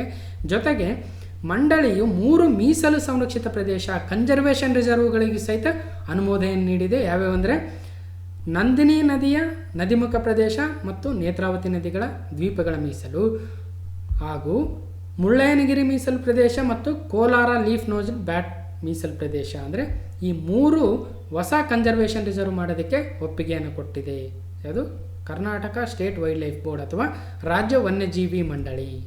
ಹಾಗಾದರೆ ಒಂದು ಗ್ಲಾನ್ಸ್ ಮಾಡೋದಾದರೆ ಕರ್ನಾಟಕದಲ್ಲಿ 1 ಬಯೋಸ್ಫಿಯರ್ ರಿಸರ್ವ್ ಇದೆ, 5 national park, 5 tiger reserve, 33 wildlife sanctuaries, 14 conservation reserves, 1 community reserve, Kokkare Bellur community. Conservation reserves ಯಾವ್ಯಾವಿದಾವೆ ಅಂದರೆ Mullayanagiri conservation reserve, Kolar leaf nose bat conservation reserve, islands of Netravati river and river front of Nandini river, ಇವೆರಡು ಸೇರಿ ಒಂದೇ. Okay, ಈಗ ಒಟ್ಟು 3 conservation reserve ಈಗ already ಅನುಮೋದನೆಯನ್ನು ಪಡೆದಿದ್ದಾವೆ. ಹಾಗಾದರೆ ಕರ್ನಾಟಕದಲ್ಲಿರ್ತಕ್ಕಂಥ ಒಟ್ಟು ವೈಲ್ಡ್ ಲೈಫ್ ಸ್ಯಾಂಕ್ಚುರೀಸ್ 33 ಅಂದ್ವಿ. ಯಾವ್ಯಾವ ಅಂತ ಇಲ್ಲಿ ಲಿಸ್ಟ್ ಕೊಟ್ಟಿದ್ದೀನಿ, ಅಥವಾ ನನ್ನ ವೀಡಿಯೋಗಳು ಹಲವಾರು ವೀಡಿಯೋಗಳನ್ನ ಮಾಡಿದ್ದೀನಿ ವೈಲ್ಡ್ ಲೈಫ್ ಸ್ಯಾಂಕ್ಚುರೀಸ್ ಮೇಲೆ ಮತ್ತು conservation reserves, tiger reserves, national parks ಮೇಲೆ, ಬಯೋಸ್ಫಿಯರ್ ರಿಸರ್ವ್ಸ್ ಮೇಲೆ ಅವುಗಳು ನೋಡ್ಬೋದು. ಇಲ್ಲಿ ಇಂಪಾರ್ಟೆಂಟ್ ಆಗ್ತಕ್ಕಂಥದ್ದು 33ರಲ್ಲಿ ಇತ್ತೀಚೆಗೆ 2019ರಲ್ಲಿ ಅನೌನ್ಸ್ ಮಾಡಿರ್ತಕ್ಕಂಥ ವೈಲ್ಡ್ ಲೈಫ್ ಸ್ಯಾಂಕ್ಚುರೀಸು ತುಮಕೂರು ಜಿಲ್ಲೆಯ ಬುಕ್ಕಾಪಟ್ನ ಚಿಂಕಾರಗಳಿಗೋಸ್ಕರ, ಅದೇ ಇವತ್ತು ಪ್ರಶ್ನೆ ಬಂದಿರತಕ್ಕಂಥದ್ದು. ಗದಗದಲ್ಲಿ ಕಪ್ಪತ್ತಗುಡ್ಡ ವೈಲ್ಡ್ ಲೈಫ್ ಸ್ಯಾಂಕ್ಚುರಿ ಮತ್ತು ಕರ್ನಾಟಕದ 33ನೇ ಒಂದು wild life sanctuary Kammasandra wild life sanctuary ಕೋಲಾರದಲ್ಲಿ. ಓಕೆ, ನೆನ್ಪಿಡ್ಬೇಕು. ಓಕೆ, ಹೀಗೆ ಕರ್ನಾಟಕ ಆರ್ಥಿಕ ಸಮೀಕ್ಷೆ 2020 ಭಾಗ 3ರ 20 ಇಂಪಾರ್ಟೆಂಟ್ ಪ್ರಶ್ನೆಗಳನ್ನು ಕಂಪ್ಲೀಟ್ ಆಗಿರತಕ್ಕಂಥ ಡಿಸ್ಕಷನ್ ಮಾಡಿದ್ವಿ. ಪಾರ್ಟ್ 1 20, ಪಾರ್ಟ್ 2 20, ಪಾರ್ಟ್ 3ಯಲ್ಲಿ 20, ಒಟ್ಟು 60 ಪ್ರಶ್ನೆಗಳಾದವು. ಹೀಗೆ ಇನ್ನಷ್ಟು ಕ್ವಶನ್ಗಳನ್ನ ಇದೇ ಎಕನಾಮಿಕ್ ಸರ್ವೆ ಮೇಲೆ ತಂದು ಇನ್ನೇನು KS ಎಕ್ಸಾಮ್ಗೆ ಅನುಕೂಲ ಮಾಡಿಕೊಡೋದಕ್ಕೆ ಮುಂದಿನ ಭಾಗಗಳನ್ನು ಸಹಿತ ತರ್ತೀನಿ ಅಂತ ಹೇಳ್ತಾ ಈ ಒಂದು ವಿಡಿಯೋನ ಕಂಪ್ಲೀಟ್ ನೋಡಿರ್ತಕ್ಕಂಥ ಎಲ್ರಿಗೂ ಧನ್ಯವಾದಗಳು. ಮತ್ತೆ ಮುಂದಿನ ವಿಡಿಯೋದಲ್ಲಿ ಸಿಗ್ತೀನಿ ಅಂತ ಹೇಳ್ತಾ ಥ್ಯಾಂಕ್ ಯು.